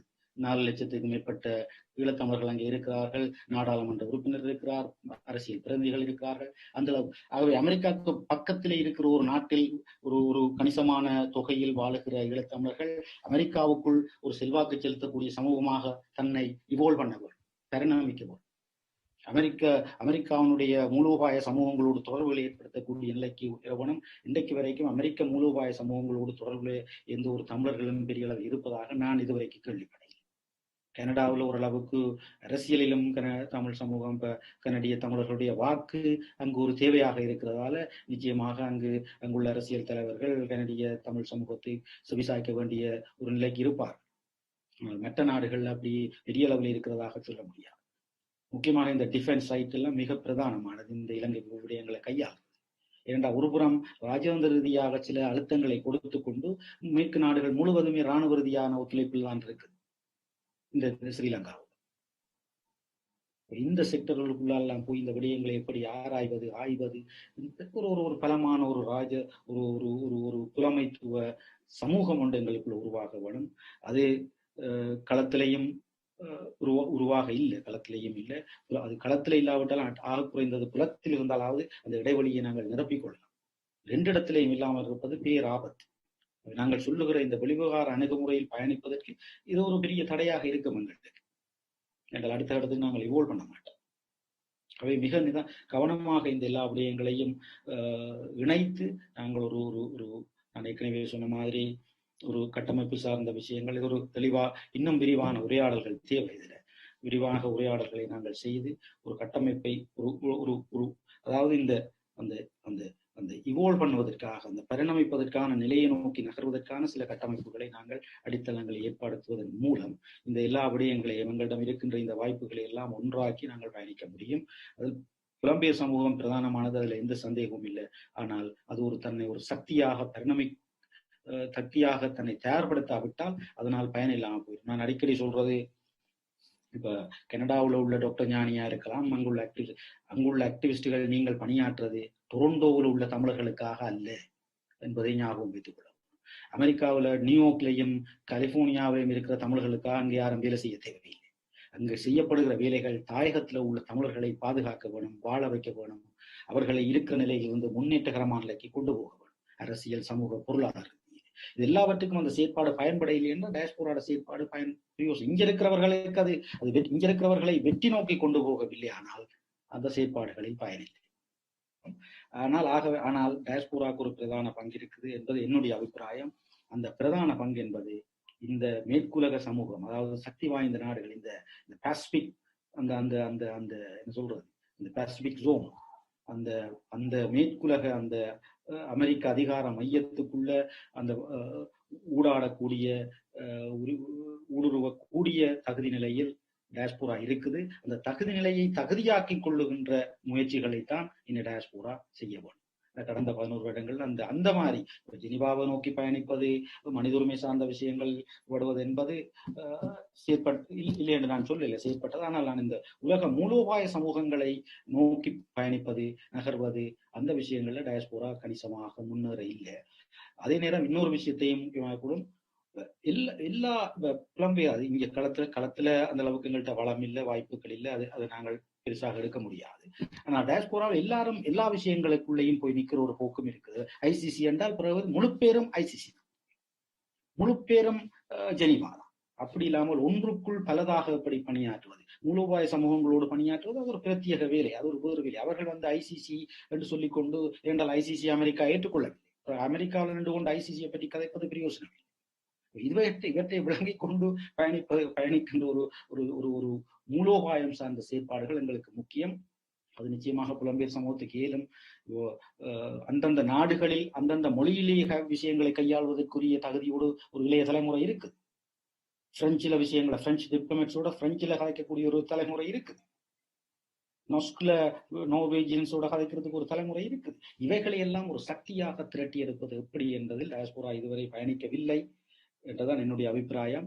அவை இனி அந்த விடயங்களில் பயணிக்க வேண்டிய ஒரு பொறுப்பை உணர்ந்து செயற்படுவது அவசியம். ஒன்றுக்குள் பலதாக இயங்குவது அவசியம். அந்தந்த நாட்டு சூழலை விளங்கிக் கொண்டு அந்தந்த நாட்டுக்கு ஏற்ப, நாங்கள் யூதர்களை உதாரணமா சொன்னீங்கள், அதே அணுகுமுறையை நீங்கள் பின்பற்ற. அதான் நான் ஏற்கனவே சொன்னேன், எங்களுடைய விருப்பு வெறுப்புகள் இந்த விஷயங்களை பார்க்கக்கூடாது. எங்களை முன்னிலைப்படுத்தி இந்த விஷயங்களை பார்க்கக்கூடாது. இப்ப இந்த பொதுவா இந்த உளவியல்ல 2 மைண்ட் செட் இருக்குது. ஒன்று பிக்சட் மைண்ட் செட், மற்றது growing mind set. Fixed mind தான் இந்தியாவா அது எங்களுக்கு எதிரானது, அமெரிக்காவா அது யுத்தத்துக்கு உதவி செய்தது. இது இந்த பிக்சட் மைண்ட் செட், இதுக்குள்ள போட்டு வச்சிருக்கிற விஷயம். அந்த அடிப்படையில் இந்த உலகத்தை பார்த்தால் நாங்கள் பயணிக்க முடியாது. ஒரு க்ரோவிங் மைண்ட் செட்டில் இந்த விஷயங்களை பார்க்க வேணும். எல்லோரும் எங்களுக்கு தேவையானவர்களே, அவர்கள் தேவைப்படுகிற நேரத்தில் கையாளுவதற்கு நாங்கள் கட்டமைப்புகளோடு காத்திருக்க வேண்டும், தயாராக இருக்க வேண்டும் என்ற அந்த அடிப்படையில் புலம்பெயர் சமூகம் சிந்தித்து செயற்படுவது அவசியம். அந்த அடிப்படையில் செயற்படுவதுதான் தமிழர்களுக்கு, அதாவது தாயகத்தில் வாழுகிற தமிழர்களுக்கு நன்மையானது என்பது என்னுடைய அபிப்பிராயம். நன்றி. நாங்கள் ஒரு லாங் டேர்ம்ல யோசிக்க வேண்டும். லாங் டேர்ம்ல யோசிக்கிற அதே நேரம் உடனடி பிரச்சனைகளை எதிர்கொள்வதற்கான தற்காலிக பொறிமுறைகளை உருவாக்கணும். அடாப்டாக யோசிக்க இயலாது. foreign policy என்பது ஒரு அடாப்ட் மெக்கானிசம் அல்ல. எனவே லாங் டேர்மில் யோசித்துக் கொண்டு அதற்குரிய விதத்தில் நாங்கள் அன்றாட பிரச்சனை ஒன்று நடக்குது. அதாவது பெர்மனன்ட் எமர்ஜென்சி என்பது ஒரு பாலிசி, அது கட்டமைப்பு சார் இனப்படுகொலையின் ஒரு பகுதி. போன கிழமைக்கு முதற்கிழமை சின்ன முடைப்பு, போன கிழமை குறுந்து மேல, இந்த கிழமை நிலாவர. அவன் வேணுமென்றே கவனத்தை கலைக்கிறான். 2 பேர்ட்ட கவனத்தை கலைக்கிறான். ஒன்று எங்களை ஒன்றுல நிக்க விடுறான் இல்ல. 2 COVID-19 தீய விளைவுகளால் சிங்கள மக்கள் மத்தியில் வரக்கூடிய அதிருப்தியை திருப்பலாம். அவர்கள் அதுல ஒரு கிரைசிஸ் மேனேஜ்மெண்டாக அதை பார்க்கிறார்கள். என்று சொன்னால் இந்த பிரச்சனைகளை டைவர்ட் பண்ணி விடலாம். எனவே இது விஷயத்தில் தற்காலிக பிரச்சனைகளை எதிர்கொள்வதற்கு ஒரு கட்டமைப்பு முதல் தேவை. அதே நேரம் நிரந்தரமான விஷயங்களுக்குரிய அத்திவாரங்களை நாங்கள் திட்டமிட வேண்டும். நாங்கள் நிரந்தரமாக திட்டமிடவில்லை என்றால் எப்பொழுதும் அடாப்டாகவே போயிடுவோம். ஆனபடியால் நாங்கள் தேடணும், எங்களுக்குள் அறிஞர்களை தேடணும். எங்களுக்குள் அறிஞர்கள் உண்டு என்று தனிப்பட்ட நான் இதில் பாசிட்டிவா தான் பார்க்கிறேன். எங்களுக்குள் அறிஞர்கள் உண்டு. நான் இடையூடாடின வகையில் டயஸ்போராவுக்குள் சக்திகள் உண்டு. அவை ஒன்று திரட்டப்படவில்லை என்றால் உண்மை. கடந்த ஆட்சி காலத்துல ஒரு வழி இருந்தது, அதை பயன்படுத்தி வடகிழக்குல பல்வேறு சமூகத்தை பலப்படுத்துகிற வேலையை செய்திருக்கலாம் தமிழ் தலைமை, ஆனால் செய்யவில்லை. இப்பொழுது தாங்கள் எல்லாத்திலையும் தோல்வியடைந்து விட்டோம் என்று சம்பந்தப்பட்டவர் சொல்லலாம், அது வேற விஷயம். ஆனால் கையாளவில்லை. அதே போன்று இப்போ இனி ஒரு 5 வருஷத்துக்கு நிச்சயமாக தமிழர்களுக்கு இங்கே கையாளுவதற்கு வாய்ப்புகளே இல்லை, நிச்சயமாக இருக்க போறது இல்லை இந்த இலங்கை தீவு. அது நிச்சயமாக நடக்காது. ஆகவே எங்களிடம் இருக்கின்ற இந்த வாய்ப்புகளை பயன்படுத்தி நாங்கள் புறன்பொலிசி என்ற அடிப்படையில் சிந்திப்பதால் இந்த வெளிவிவகார விடயங்களை கையாள்வதில் மிக முக்கியமாக நாங்கள் கவனம் செலுத்தி அதுக்குள்ளால் எப்படி சில வாய்ப்புகளை பெறலாமான்னு பார்க்க வேண்டும். டாக்டர் கணேசலிங்கம் சொன்ன மாதிரி நாங்கள் இந்தியாவில் இருக்கிற பல்வேறு தரப்புகளை எப்படி அணுகுவது, விவரம் எங்களுக்கு எதிரிகள் அல்ல என்ற அடிப்படையில் தான் இந்த விஷயத்தை பார்க்க வேண்டும். தேவையில்லாத எதிரிகளை உருவாக்க கூடாது. சீனா என்ற விஷயத்தில் எவரெவரெல்லாம் சீனாவை வெறுக்கிறார்களோ, எவரெவரெல்லாம் இலங்கையில் சீனா வருவதை எதிர்க்கிறார்களோ, எவரெவரெல்லாம் இலங்கையில் சீனா வருவதை அச்சமாக பார்க்கிறோம், அவரெல்லாம் நமது நண்பர்கள் தான். அவர் யாராகவும் இருக்கலாம், அது எங்களுக்கு பிரச்சனையே இல்லை. என்றால் அந்த ஒரு தேவையின் அடிப்படையில் தான் நாங்கள் தேவைப்படுவோம் அவர்களுக்கு. இல்லாட்டி நாங்கள் தேவைப்பட போறது இல்லை. நாங்கள் தேவைப்படாமல் வேறு யாரும் எங்களுக்கு உதவி செய்ய போவதில்லை. இதுதான் கடந்த கால வரலாறு எங்களுக்கு சொல்லி இருக்கிற செய்தி. நாங்கள் தேவைப்படாத பட்சத்தில் ஏன் எங்களுக்கு மற்றவர்கள் உதவி செய்ய வேணும்? வடகிழக்கு இணைத்து தாருங்கள் இந்தியாவிடம் போய் அமெரிக்காவிடம் போய் சொல்வதில் என்ன பயன் இருக்குது? இதை இணைப்பதால் அமெரிக்காவுக்கு என்ன லாபம்? அதல்லவா விஷயம். வடக்கு கிழக்கு இணைப்பதால் அமெரிக்காவுக்கு என்ன லாபம்? கனடாக்கு என்ன லாபம்? ஐரோப்பிய ஒன்றியத்துக்கு என்ன லாபம்? வடக்கையும் கிழக்கையும் இணைப்பதால் இங்கதான் விஷயம் இருக்குது. ஆகவே தங்களுக்கு தேவையில்லாத எதையும் அவர்கள் செய்ய போவதில்லை என்பதை விளங்கிக் கொண்டு நாங்கள் ஒவ்வொரு சூழலையும் வெற்றிகரமாக கையாளுவது எப்படி, தந்திரோபாயமாக கையாளுவதுபடி, கிட்டத்தட்ட சொன்னால் சூதாட்டம், விதிகளில் கிடையாது. நான் அதுல என்ன பொதுவாக அடிப்படையில நான் இந்த வெளிவிவகார விஷயங்களை தொடர்ச்சியாக படிச்சு வர்ற ஒரு ஆள் என்ற வகையில் நான் தந்திரோபாயங்கள் மீது மட்டுமே நம்பிக்கை கொண்டான். விடயம்தான் சொல்ல விரும்புகிறேன். நாங்கள் இதுவரை நேரமும் உரையாடியவற்றில் முடிந்தவற்றை இம்ப்ளிமெண்ட் பண்றதுக்கு முயற்சிப்போம். நன்றி. அதுதான் நானும் சொல்லக்கூடியது என்னென்றால், நாங்கள் புலம்பெயர்ந்த தமிழர்களும் தாயகமும் நெருங்கி உறவாடக்கூடிய ஒருவர்களை திறப்போம். அது மிக முக்கியம். அது என்னுடைய கருத்தும் அதுதான். நான் முக்கியமாக அந்த ஏற்கனவே நிலாந்தன் சொன்ன மாதிரி தாயகமும் களமும் புலமும் இணையக்கூடிய புள்ளிகளை கண்டுபிடிக்காவிட்டால் அது மிக கடினம். ஏனென்றால் இங்க இன்னும் நிலைமைகள் இன்னும் மோசமடையலாம். நிலைமைகள் நாங்கள் தொடர்பு வச்சிருக்கிறதே இங்க மோசமாயிடும். இன்னும் நிலைமைகள் மோசமடையலாம். ஆகவே ஒரு வழி இருக்க வேணும், ஒரு சிக்கல் இல்லாத வழி. இந்த சிக்கல் இல்லாத வழியில் தான் தாயகத்தில் இருப்பவர்கள் பணியாற்ற முடியும். நன்றி நிலாந்தன், நன்றி ஜதி, நன்றி பேராசிரியர். மிக தெளிவாக வந்த விஷயம் கலாபரேட்டிவ் பிளாட்ஃபார்ம் என்று, அதாவது கொரிடோர் அல்லது கலாபரேட்டிவ் பிளாட்ஃபார்ம் அல்லது சரியான ஸ்வீட் ஸ்பாட் என்று சொல்லப்படுகின்ற ஸ்பாட்டுகளை கண்டறிதல். டயஸ்போராவில் இருக்கிற தமிழ் மக்களும் தாயகத்தில் இருக்கிற தமிழ் மக்களும் தமிழகத்தில் இருக்கக்கூடிய ஆர்வலர்களும் எப்படி ஒருங்கிணைந்து செயற்படலாம், காத்திரமாக செயற்பட வேண்டும். ஜூம் மீட்டிங்கள் மாத்திரமல்ல, ஒவ்வொரு துறையிலும் காத்திரமாக செயற்படுவதற்கு ஆழமாக சிந்தித்து என்ன மாதிரி செயற்படலாம் என்பதற்கான ஒரு வெளியே திறப்பதற்கான ஒரு ஆரம்ப புள்ளியாக இந்த கலந்துரையாடலை யோசிக்கலாம். வழக்கமாக சொல்வதன் போல நாங்கள் தொடர்ச்சியாக இறுதியாக உறுதியாக பயணிப்பதன் மூலம்தான் உங்களுடைய தமிழ் தேசியத்தை முன்னோக்கி நகர்த்த முடியும் என்பதில் எதுவிதமான கருத்து வேறுபாடும் இல்லை. இவ்வளவு நேரம் இந்த உரையாடலில் பங்கு பெற்றி எங்களுக்கு கருத்துக்களை வழங்கிய பேராசிரியர் கணேசலிங்கம், நிலாந்தன், ஜதீந்திரா எல்லோருக்கும் நன்றிகளையும் வணக்கத்தையும் தெரிவித்துக் கொள்கின்றோம். அத்துடன் ஒட்டாவா தமிழ் ஒன்றியம் இதை தொகுத்து வழங்க சொல்லி கிணங்க அவருடைய தமிழ் மரபுரிமை திங்கள் விழாவை அவர்கள் சகல வளங்களும் பெற்று செலுத்து வாழ்த்தி தொடர்ந்து அவர்கள் தமிழ் தேசிய வளர்ச்சியில் பங்கேற்பார்கள், தொடர்ந்து பங்களிப்பு வழங்குவார்கள் என்ற நம்பிக்கையுடனும் பெரும் ஆவலுடனும் வணக்கமும் நன்றியும் கூறி விடைபெறுகின்றோம். நன்றி.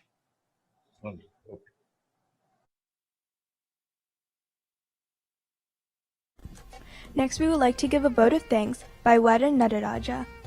Vanakkam. Good afternoon, everyone. It gives me great pleasure to deliver the vote of thanks for Ottawa Tamil Association Tamil Heritage Month 2021. On behalf of Ottawa Tamil Association, I would like to begin by acknowledging all the healthcare and frontline workers for their dedication and incredible hard work throughout this pandemic. We are truly grateful for your service and we thank you for all the work you have been doing. Next, we would like to extend our sincere thanks to Members of Parliament, Members of Provincial Parliament, and municipal leaders for your Tamil Heritage Month message. We would like to express our sincere gratitude for your continuous commitment to Tamil community and your continuous effort to promote human rights in Sri Lanka. We also would like to take this opportunity to say special thanks to Brampton City Council and Brampton Tamil Association for their initiative to build Tamil Genocide Memorial to remember the Tamil Genocide victims. Thank you so much for your support and thank you for standing with us. Further, we are grateful to Dr. Krubaran Kumara Vadivel for your keynote speech. And Dr. Krubaran, it's a real pleasure to have you here at Ochi's Tamil Heritage Month 2021. And we thank you for your time and thank you for all the work you have been doing for our community.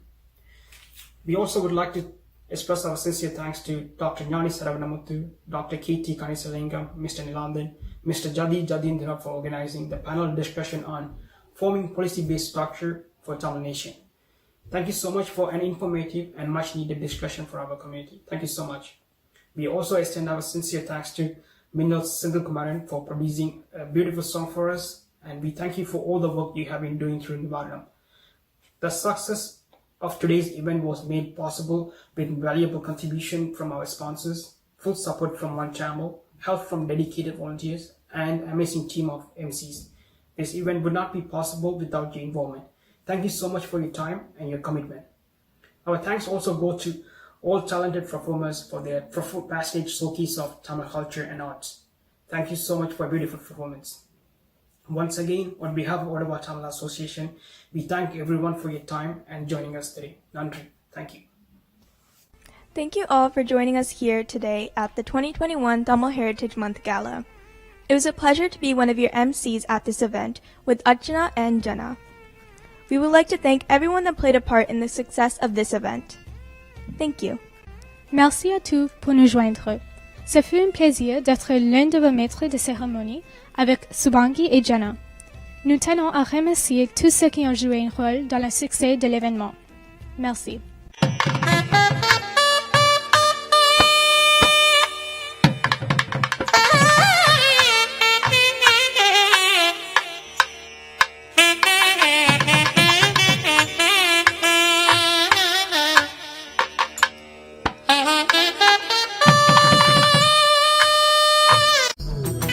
Ottawa Tamil ஒன்றியம் பெருமையுடன் வழங்கும் மனித உரிமை, கலை, பண்பாட்டை வெளிப்படுத்தும் மரபு திங்கள் விழா